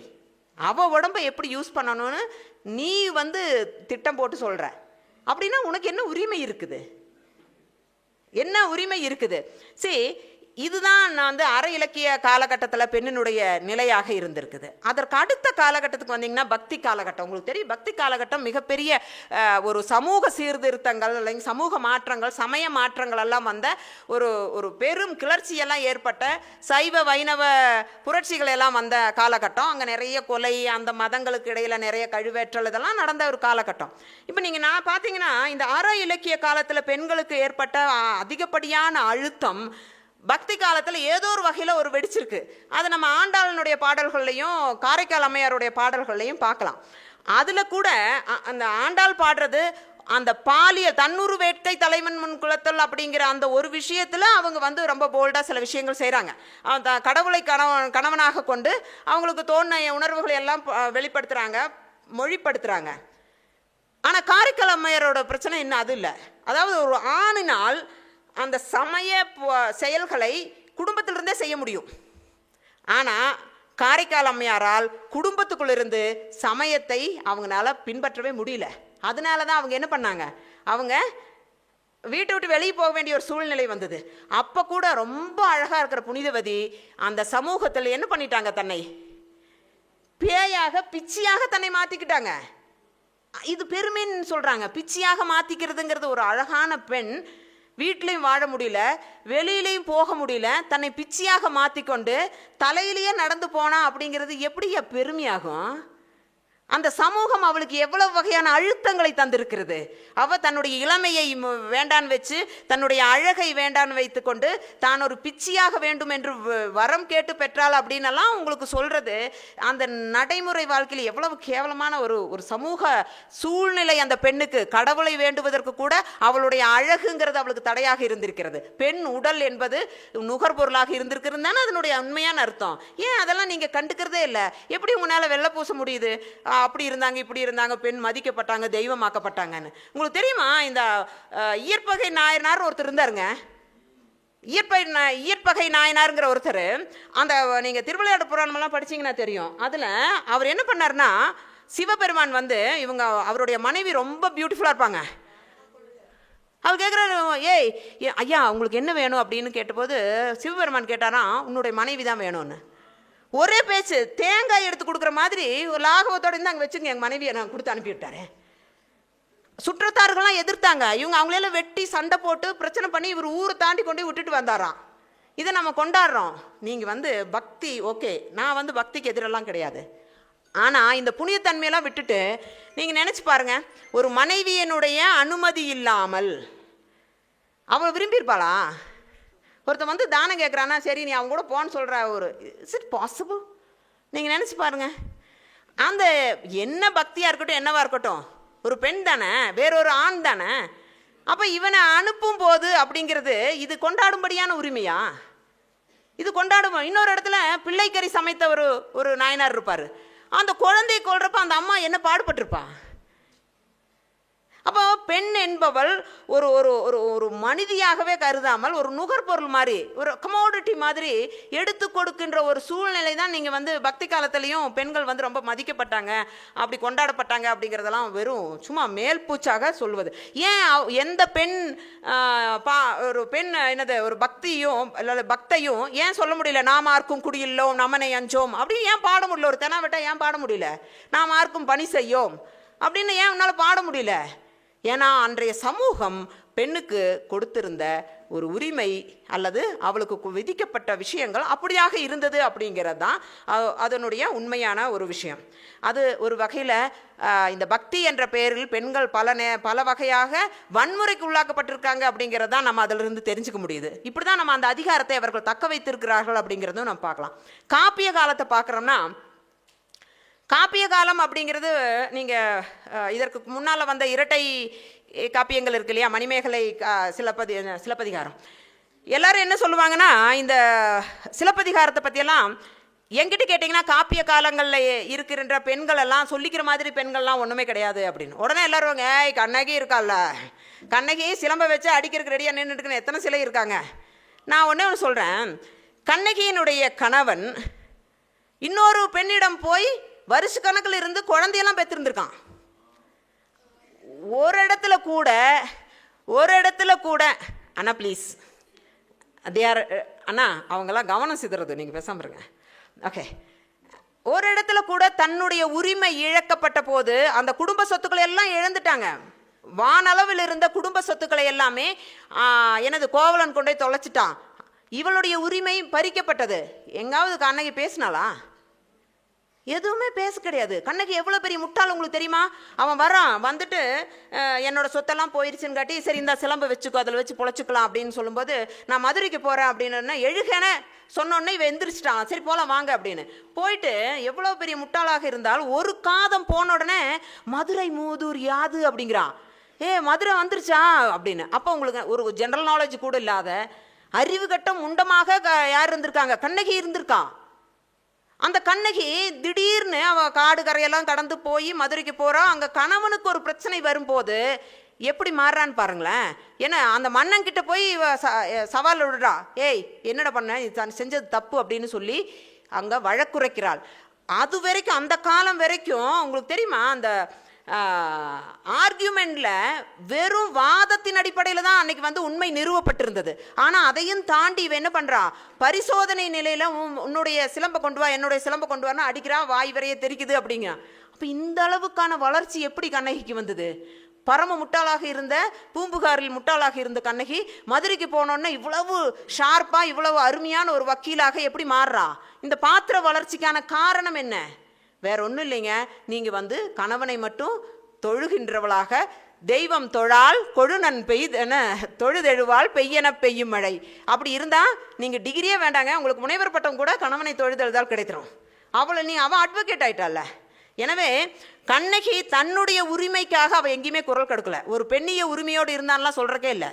அவள் ஒரு ஆணுடைய கோவலன் செத்த போது வாசகர்களுக்கெல்லாம் எந்த சங்கடமே இருக்காது.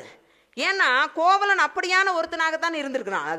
அது எல்லாரும் நினைச்சிட்டு இருக்காங்கன்னா, இப்போ தமிழ் பேராசிரியர்களாக நிறைய பேர் என்ன நினைச்சிட்டு இருக்காங்கன்னா, கோவலன் கண்ணகியிடமிருந்து நேராக மாதவி கிட்ட போனான், மாதவி கிட்ட சொத்தெல்லாம் அழிச்சிட்டு ரெண்டாவது திரும்ப வந்தான், இப்படி தான் நினச்சி வச்சுட்டு இருக்காங்க. ஆனால் அப்படி இல்லை. அது தெரியுமா உங்களுக்கு? நிறைய பேர் என்ன நினச்சிட்டு இருக்காங்கன்னா, இந்த ரெண்டு விஷயம் தான் நடந்தது. ஆனால் அவன் அந்த ஊரில் இருக்கிற வம்ப பரத்தர்களோடெல்லாம் என்னை சுற்றி கொண்ட வாய், அந்த அந்த அந்த லைன் கூட எனக்கு, குரல்வாய் பாணரோடும் நகர பரத்தரோடும் திரிதரும் மரபில் அப்படிங்குவான். அவங்க ஊரில் இருக்கிற பாணர்களோடும் வம்ப பரத்தர்களோடும் சுற்றி திரிகின்ற கோவலன் மாதிரி இந்த மந்த மாறுதும் ஒவ்வொரு வீடாக ஏறி இறங்குதுன்னு வர்ணிக்கிறார் இளங்கோ. அப்போ இவன் எவ்வளவு பெரிய நல்ல தெய்வ திருமகனாக இருந்திருக்கிறான் அப்படிங்கிற ஒரு விஷயம். ஸோ நான் இதில் நான் வேடிக்கைக்காக சொல்லலை. அந்த பெண்ணை அப்படி ஒரு அமானுஷ்யமான சக்தி உள்ள பெண்ணாக நீ கட்டமைக்கிறது எதன் அடிப்படையில் என்றால், நீ கணவனை கண்கண்ட தெய்வமாக பாடுற. ஒரு தடவை சொல்லுவா தேவந்தி, நம்ம சோமகுண்டத்தில் போய் குளிச்சுட்டு வந்தா அவன் கணவன் கிடச்சிருவாங்காட்டி அவள் பீடன்று, நோ நான் தெய்வத்தை தொழ மாட்டேன், யாரை தான் தொழுவேன், கணவனைத்தான் தொழுவேன், அப்போ தான் நான் மதுரையில் தீயரிக்க முடியும், நீ பேசாம இரு அப்படிங்கிறான். ஸோ நீங்கள் கண்ணகியை நீங்கள் ஒரு மிகப்பெரிய பெண் உரிமை ஆளுமை நல்லா சொல்ல முடியாது. அவள் வெறும் ஆணாதிக்க சமூகத்தினுடைய ஒரு கொள்கை பரப்பு செயலாளராகத்தான் நீங்கள் பார்க்கணும். மாதவியோட நிலைமை அதை விட மோசம். ஸோ இங்கே என்னுடைய டாபிக் அது இல்லை. இது மணிமேகலை பற்றி பெருமையாக சொல்லுவாங்க. மணிமேகலை இப்படியான, அதாவது சமூகத்தினுடைய சீர்திருத்தத்துக்காக அவங்களுக்கு உண்டி கொடுத்தோர், உயிர் கொடுத்தோரே நல்லா சொன்னேன். ஆனால் அந்த மணிமேகலை கேரக்டர் நீங்கள் பர்சனலாக நீங்கள் அனலைஸ் பண்ணி பார்த்தீங்கன்னா கடைசி வரைக்கும் ஓடிட்டு இருப்பாங்க. உதயணன் துரத்திட்டே இருப்பான், இவன் ஓடிட்டே இருப்பான். நீ என்ன ஒரு எம்பவர்டு உமன். அப்போ புரியுதா? அன்னைக்கு இன்னும் வேடிக்கையாக சொல்கிறதுனா, அந்த பொண்ணு தாங்க இந்த ஃப்ரீ பீஸ் கொடுக்கறதுக்கு தொடங்கி வச்சா. இந்த சும்மா கொடுக்கறது, மக்களை வேலை செஞ்சு சாப்பிடுங்கன்னு சொல்லாமல் சும்மா கொடுத்து அவங்கள சோம்பேறியாக்கிறத தொடங்கி வச்சோம் மணிமேகலைன்னு வேணால் நீங்கள் கிரிட்டிக்கலாக சொல்லலாம். ஆனால் மணிமேகலை ஒரு எம்பவர்ட் உமனாகவே கிடையாது. அவளுக்கு ஒரு பாத்திரம் கிடைச்சது, அவள் எல்லாத்துக்கும் ஹெல்ப் பண்ணா அப்படிங்கிறது அது அந்த சாத்தனாரனுடைய ஒரு குரலாகத்தான் அதில் இருக்கல்லாமல், அஸ் எ உமன் அவள் தன்னுடைய கருத்தை வெளிப்படையாக சொல்லி, டே உதயா நீ ஏன்டா இப்படி பின்னால் சுற்றுற, எனக்கு பிடிக்கலடே அப்படின்னு சொல்லலாம். இன்னும் வேடிக்கை என்னன்னா, உதயன் சாகும்போது, அந்த உதயகுமாரன் சோழனுடைய மகன் சாகும்போது நமக்கெல்லாம் ரொம்ப ஃபீலிங்காக இருக்கும். அவன் வேற எந்த தப்புமே பண்ணல, அவளை உண்மையாக காதலிப்பான், கடைசியில் அவனை கொலை கொடுத்துருவாங்க. இன்னுங்க நியாயம் இது? அப்போ பெண் என்று கதாபாத்திரங்களாக காப்பியத்தில் வந்த எல்லா இன்னும் வேடிக்கை என்னன்னா, அந்த ஜீவக சிந்தாமணி நீங்கள் பார்த்தீங்கன்னா 8 பெண்களை கல்யாணம் பண்ணியிருப்பான். அந்த 8 பெண்களுமே எல்லாம் என்னது புட்டு புட்டு வைக்கிற வேஸ்ட்டுக்கு தான். அப்படியாக சொல்லுகின்ற ஒரு காப்பிய கதாபாத்திரங்கள் நமக்கு ஒரு ஆளுமை மிக்க உரிமை குரல் கெடுக்கின்ற ஒரு பெண் அப்படின்னு சொல்றதுல. ஆனால் இன்னும் ரொம்ப காமெடியாக நீங்கள் அதிகமாக கேள்விப்படாத குண்டலகேசின்னு ஒன்று இருக்கு இல்லையா, நம்ம ஐம்பெருங்காப்பியங்களில் குண்டலகேசியில் வர்ற ஒரு கேரக்டர் இருக்காங்க. என்னதுன்னா அந்த பத்ராய், அந்த பத்ரை கேரக்டர் மட்டும் கொஞ்சம் கொஞ்சம் போல்டான ஒரு பெண்ணாக இருக்கும். அவ தன்னுடைய விருப்பத்துக்கு ஏற்ப அவங்க எல்லாத்தையும் போராடி அவ விருப்பத்துக்கு ஏற்ற ஒருத்தனை திருமணம் செய்வாள். அந்த திருமணம் செய்தவன் தவறு செய்து இவளை கொல்ல பார்க்கும்போது அவனை கொண்டு போட்டு வந்துடுவான். அதுக்கு வேண்டி ஆண்களை கொல்பவள் தான் உரிமை இருக்குன்னு நான் சொல்ல வரல. அட்லீஸ்ட் அவ மற்றவங்களுடைய ஒரு ஒரு கொள்கை பரப்பு செயலாளராம தன்னளவுக்கு ஒரு சிந்திக்கிற ஒரு பெண்ணாகவாவது காட்சிப்படுத்தப்பட்டிருக்கிறா அப்படிங்கிறத நீங்கள் பார்க்கலாம். இதனால் என்னது காப்பியங்களுமே இந்த தெய்வம் தொழால் கொழுநன் தொழுதல்வாளனை காட்சிப்படுத்தும் ஒரு இலக்கியமாக இருக்கிறத தான் நம்ம பார்க்க முடியும். சித்தர்களை நான் சொல்லாமல் போக முடியாது. சித்தர்கள் உங்களுக்கு தெரியும், சமூக சீர்திருத்தத்துக்கு மிக அடிப்படையாக இருந்தவர்கள். நிறைய விஷயங்கள் சொல்லியிருக்காங்க, மருத்துவம் சார்ந்த விஷயங்கள்லாம் அவங்களுக்கு தெரியும். ஆனால் இந்த சித்தர்கள் கட்டமைத்த ஒரு பெண் குறித்த ஒரு அதிகார பராமரிப்பு இருக்குது பாருங்களேன், அது ரொம்ப ரொம்ப கொடுமையானது. குறிப்பாக பாம்பாட்டி சித்தரையும் பட்டினத்தாரையும் நீங்கள் சொல்லாமல் போகவே முடியாது. அவங்க எப்படி கட்டமைக்கிறாங்கன்னா, சொர்க்கம் போவதற்கு தடையாக இருக்கும் சாத்தான்கள் பெண்கள் அப்படிங்கிற மாதிரி கட்டமைக்கிறாங்க. உன்னால் நம்ப முடியுமா? ஆனால் நம்பிதான் ஆகணும். பெண்கள் அப்படிங்கிறவங்க உலகியல் ஆசையினுடைய மொத்த வடிவமே அவங்க தான்.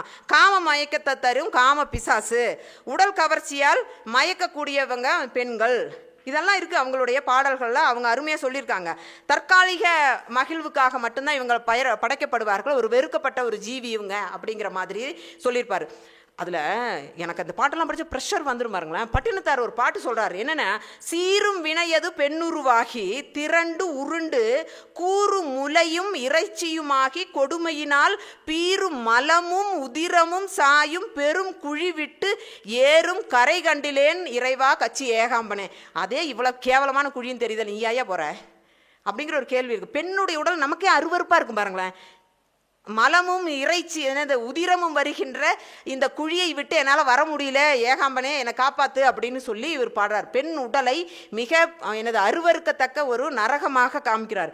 இது இன்னும் பாம்பாட்டி சித்திர பாடுறார் பாருங்க, நாரி வரும் எச்சில் தன்னை நல் அமுதம் என்றும், எச்சில என்னது நல் அமுதம் என்றும் நன்னும் சளி நாசிதனை நற்குமிழ் என்றும் கூறுவார்கள் புத்தி இல்லா கூகை மாந்தர்கள்.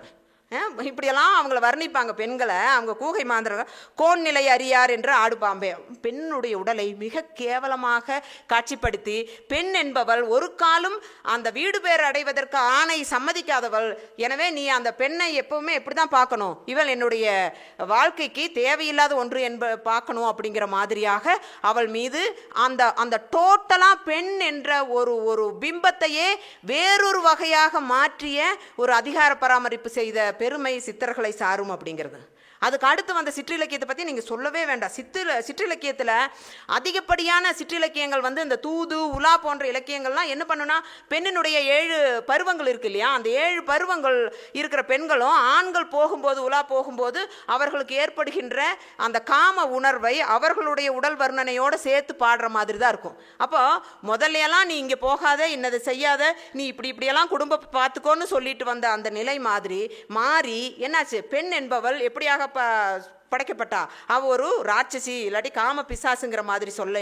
அதற்கு அடுத்த நிலையில பெண் என்பவர் காம பிசாசுங்கிறதையெல்லாம் விட்டுட்டு ஒரு நுகர்பொருளாக அவள் டோட்டலாக அந்த சிற்றிலக்கியத்தில் நீங்க பார்த்தீங்கன்னா, அவ வெறும் உடல் சார்ந்த ஒரு காதல் வயப்படக்கூடிய ஒரு ஒரு என்னது ஒரு உறுப்பு அல்லது இன்னென்ன உறுப்புகளை கொண்ட ஒரு உயிரி அப்படிங்கிற மாதிரி அவ சித்தரிக்கப்படுறா அப்படிங்கிறதான். முத்தொள்ளாயிரத்தெல்லாம் பார்த்தீங்கன்னா, அம்மா அடைப்பாலாம் மக திறப்பாலாம், அந்த தாள் திறந்துருச்சு, அந்த மாதிரி இவங்க பார்க்குறாங்க அப்படிங்க நினச்சி பாருங்க. உடனே இவங்க என்ன சொல்லுவாங்கன்னா, நம்ம தமிழ் வாத்தியாருக்கு சொல்லுவாங்க, அப்படியெல்லாம் இல்லை, இதெல்லாம் பரத்தியர்கள். என்னையா பரத்தியர்கள் மட்டும்தான் சமுதாயத்தில் இருந்தாங்களா? இவங்களுக்கு கொஞ்சம் அவங்களுடைய விதிமுறைகளுக்கு மாறுச்சுன்னா உடனே புறத்தேன்றுவாங்க. ஆனால் அன்றைய பெண்களினுடைய நிலையை இவர்கள் ஒரு ஒரு வகையாக பெண் உடலாக, அந்த சுயமற்ற வெறும் உடலாக மாற்றிய ஒரு ஒரு பெருமை நம்ம சிற்றிலக்கியங்களுக்கு தான் இருக்குது. இன்னும் அந்த பாட்டியல் நூல்களில் இருக்கிறத பார்த்தீங்கன்னா, ப்ரெஷர் வராதவங்களுக்கு கூட ப்ரெஷர் வந்துடும். பாட்டியல் நூல்களில் இந்த ஒரு ஒரு பாட்டு என்ன சொல்கிறாங்கன்னா, நவநீத பாட்டியலில் சொல்கிறாங்க, இந்த கேசாதி பாதாதி கேச வர்ணனைகளை பற்றி சொல்லுவாங்க. என்னது, அந்த காலினுடைய அடி பாதத்திலிருந்து உச்சந்தலையில் இருக்கிற முடி வரைக்கும் நீ எப்படி அவங்கள வர்ணிக்கணும் அப்படிங்கிறதுக்கு ஒரு இலக்கணம் வகுக்கிறாங்க.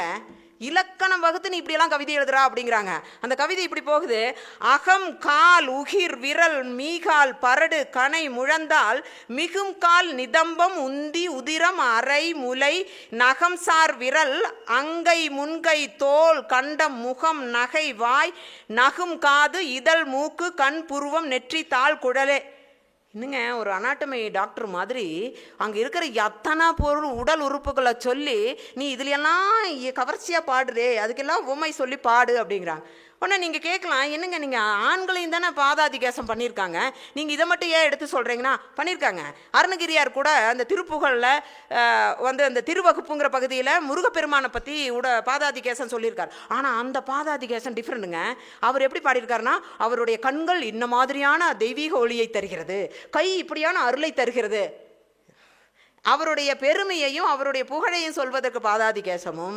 ஆனால் பெண்ணினுடைய பாதாதிகேசம் என்பது ஒரு கவர்ச்சி, உடல் கவர்ச்சியை ஏற்படுத்துவதற்கான ஒரு பாதாதிகேசமாகவும் இருக்கிறத நீங்கள் பாடலாம். இன்னும் அதற்கு அடுத்து வந்த நூற்கள் எல்லாம் பார்த்தீங்கன்னா அதில் ரொம்ப வேடிக்கை, அந்த காலத்தில் அந்த திண்ணை பள்ளிகளெல்லாம் இருந்தது இல்லையா, நமக்கு பள்ளிக்கூடங்களாக இருக்கும்ல, அந்த திண்ணை பள்ளிகளில் எல்லா திண்ணை பள்ளிகள்லையுமே மனப்பாடம் பண்ண சொல்லி பாடல்கள் கொடுப்பாங்களாம். அதில் முக்கியமாக கொடுக்கப்படுகிற பாடல் விவேக சிந்தாமணியில் இருக்கிற பாடலாம்.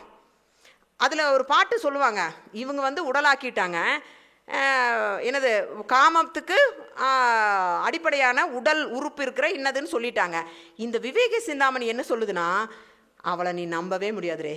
எப்படி நம்ப முடியாதுன்னா, அவங்க சொல்கிறாங்க ஒரு பாட்டு: ஆலகால விஷத்தை நம்பலாம், ஆற்றையும் பெரும் காற்றையும் நம்பலாம், கோலமா மத யானையை நம்பலாம், கொல்லும் வேங்கை புலியையும் நம்பலாம், காலனார் விடு தூதரை நம்பலாம், கள்ளர் வேடர் மறவரை நம்பலாம், சேலை கட்டிய மாதரை நம்பினால் தெருவில் நின்று தியங்கி தவிப்பாரே.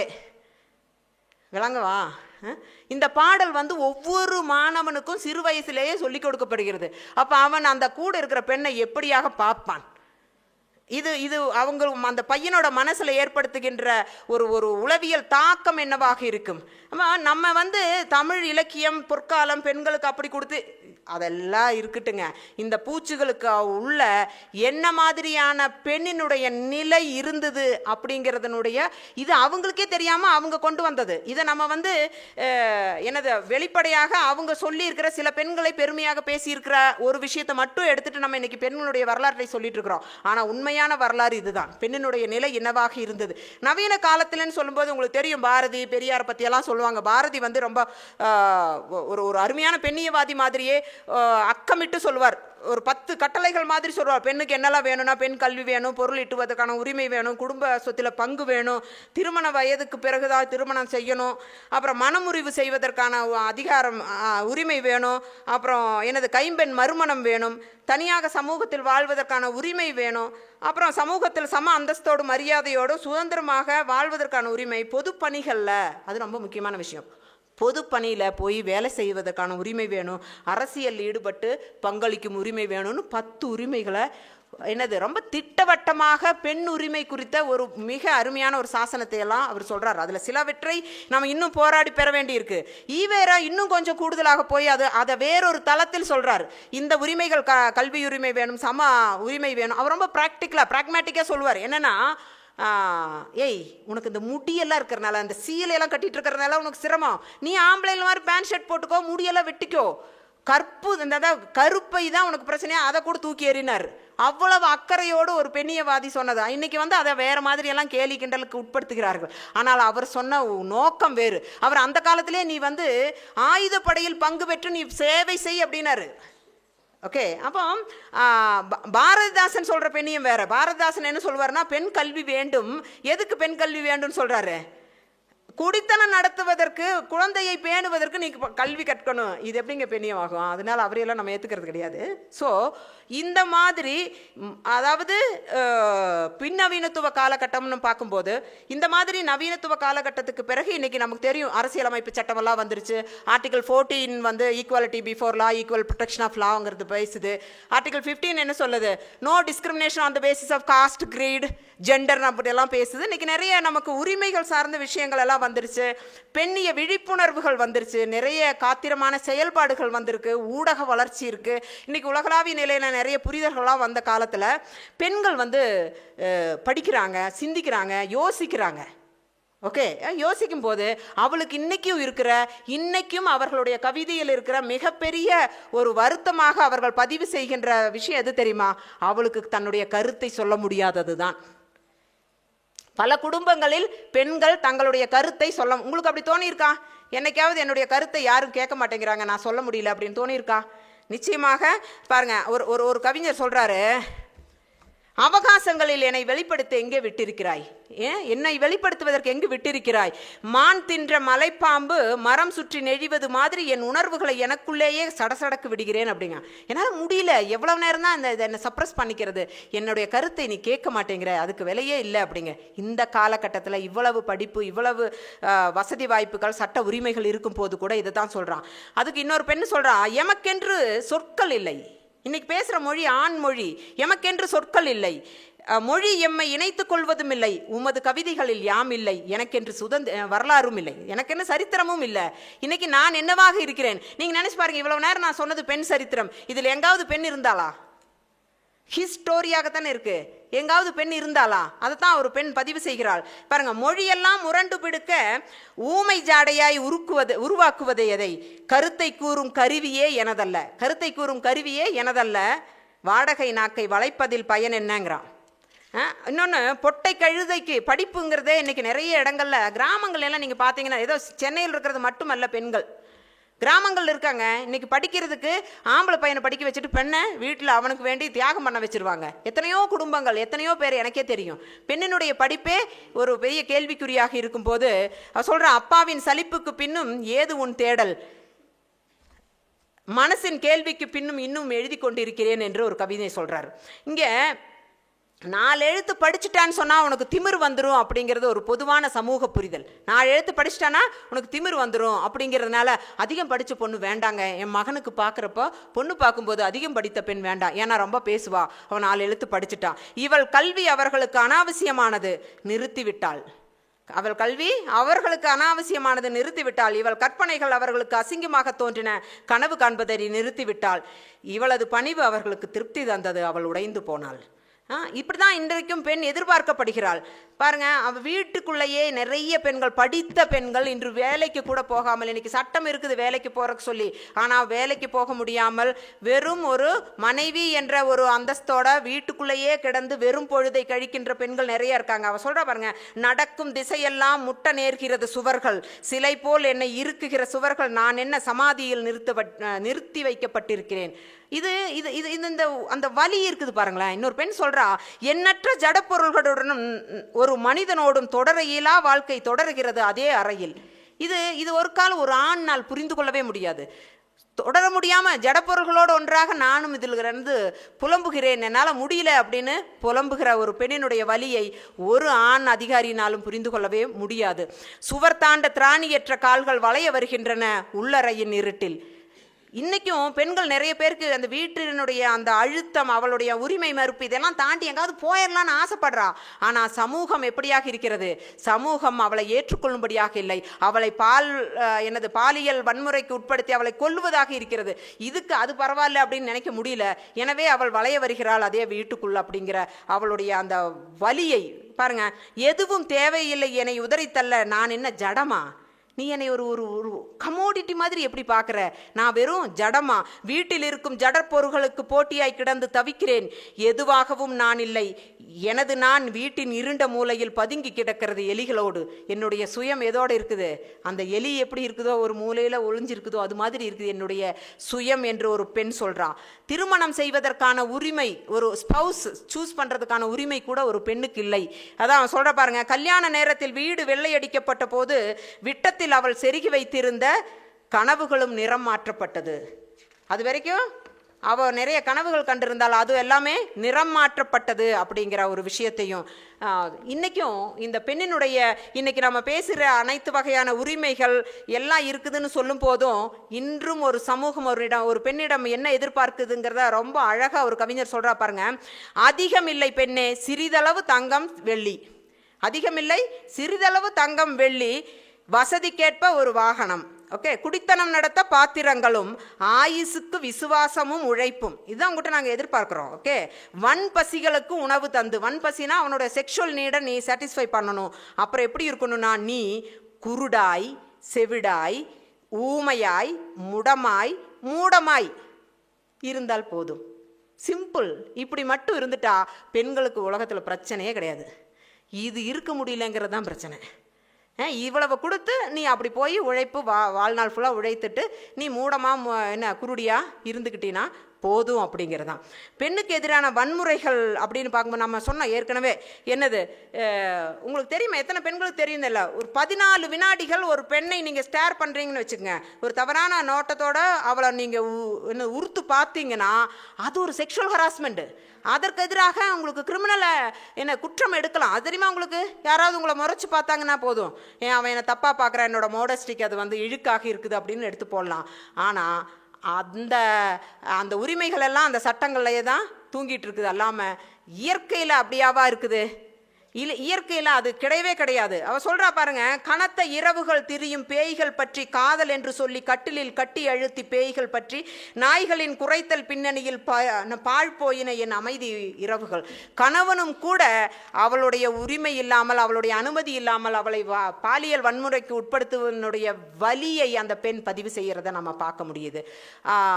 அதே மாதிரி இந்த பெண்ணுக்கு எல்லா உரிமையும் இல்லாமல் போனாலும் பிறக்கிறதுக்கு கூட உரிமை இல்லைங்க. இந்த காலகட்டத்தில் 21ஆம் நூற்றாண்டில் கூட பெண்ணுக்கு பிறப்பதற்கு கூட உரிமை இல்லை. மகளாக பிறக்கிறான்னா அவளை கருவறையிலேயே சமாதி செய்து விடுகின்ற நிலை இருக்கிறது. அவன் சொல்கிறான், நீ மகனாய் பிறக்கலையாம் மாமி வந்து ஏசுகிறாள், ஆனாய் பிறக்கலையாம் அவரவர்கள் ஏசுகிறார்கள், வரவுக்கு பிறக்காமல் சிலவுக்கு பிறந்தாயாம், வந்து போவோரெல்லாம் வாய் நெருப்பு வீசுகிறார்கள் அப்படின்னு ஒரு பெண்ணு பாடுறான். இதெல்லாம் உங்களுக்கு கேட்கறதுக்கு எங்கேயோ நடக்குதுன்னு நினைக்காதீங்க. சர்வசாதாரணம் நம்ம சுற்றி தான் இதெல்லாம் நடக்குது. உன்னை கருத்தாங்கி வந்ததுமே கவலைகள் தின்ன வைத்தார், கடுமொழியால் என்னை கண்ணீர் பருகவிட்டார், பிறந்ததும் நீ அழுதாய் நானும் அழுதேன், ஏன் அழுதோம் என்று இருவருக்குமே தெரியும். ஒரு பெண் பிறந்த போது அந்த தாய் அந்த குழந்தையினுடைய வரவை எதிர்பார்க்கவில்லை.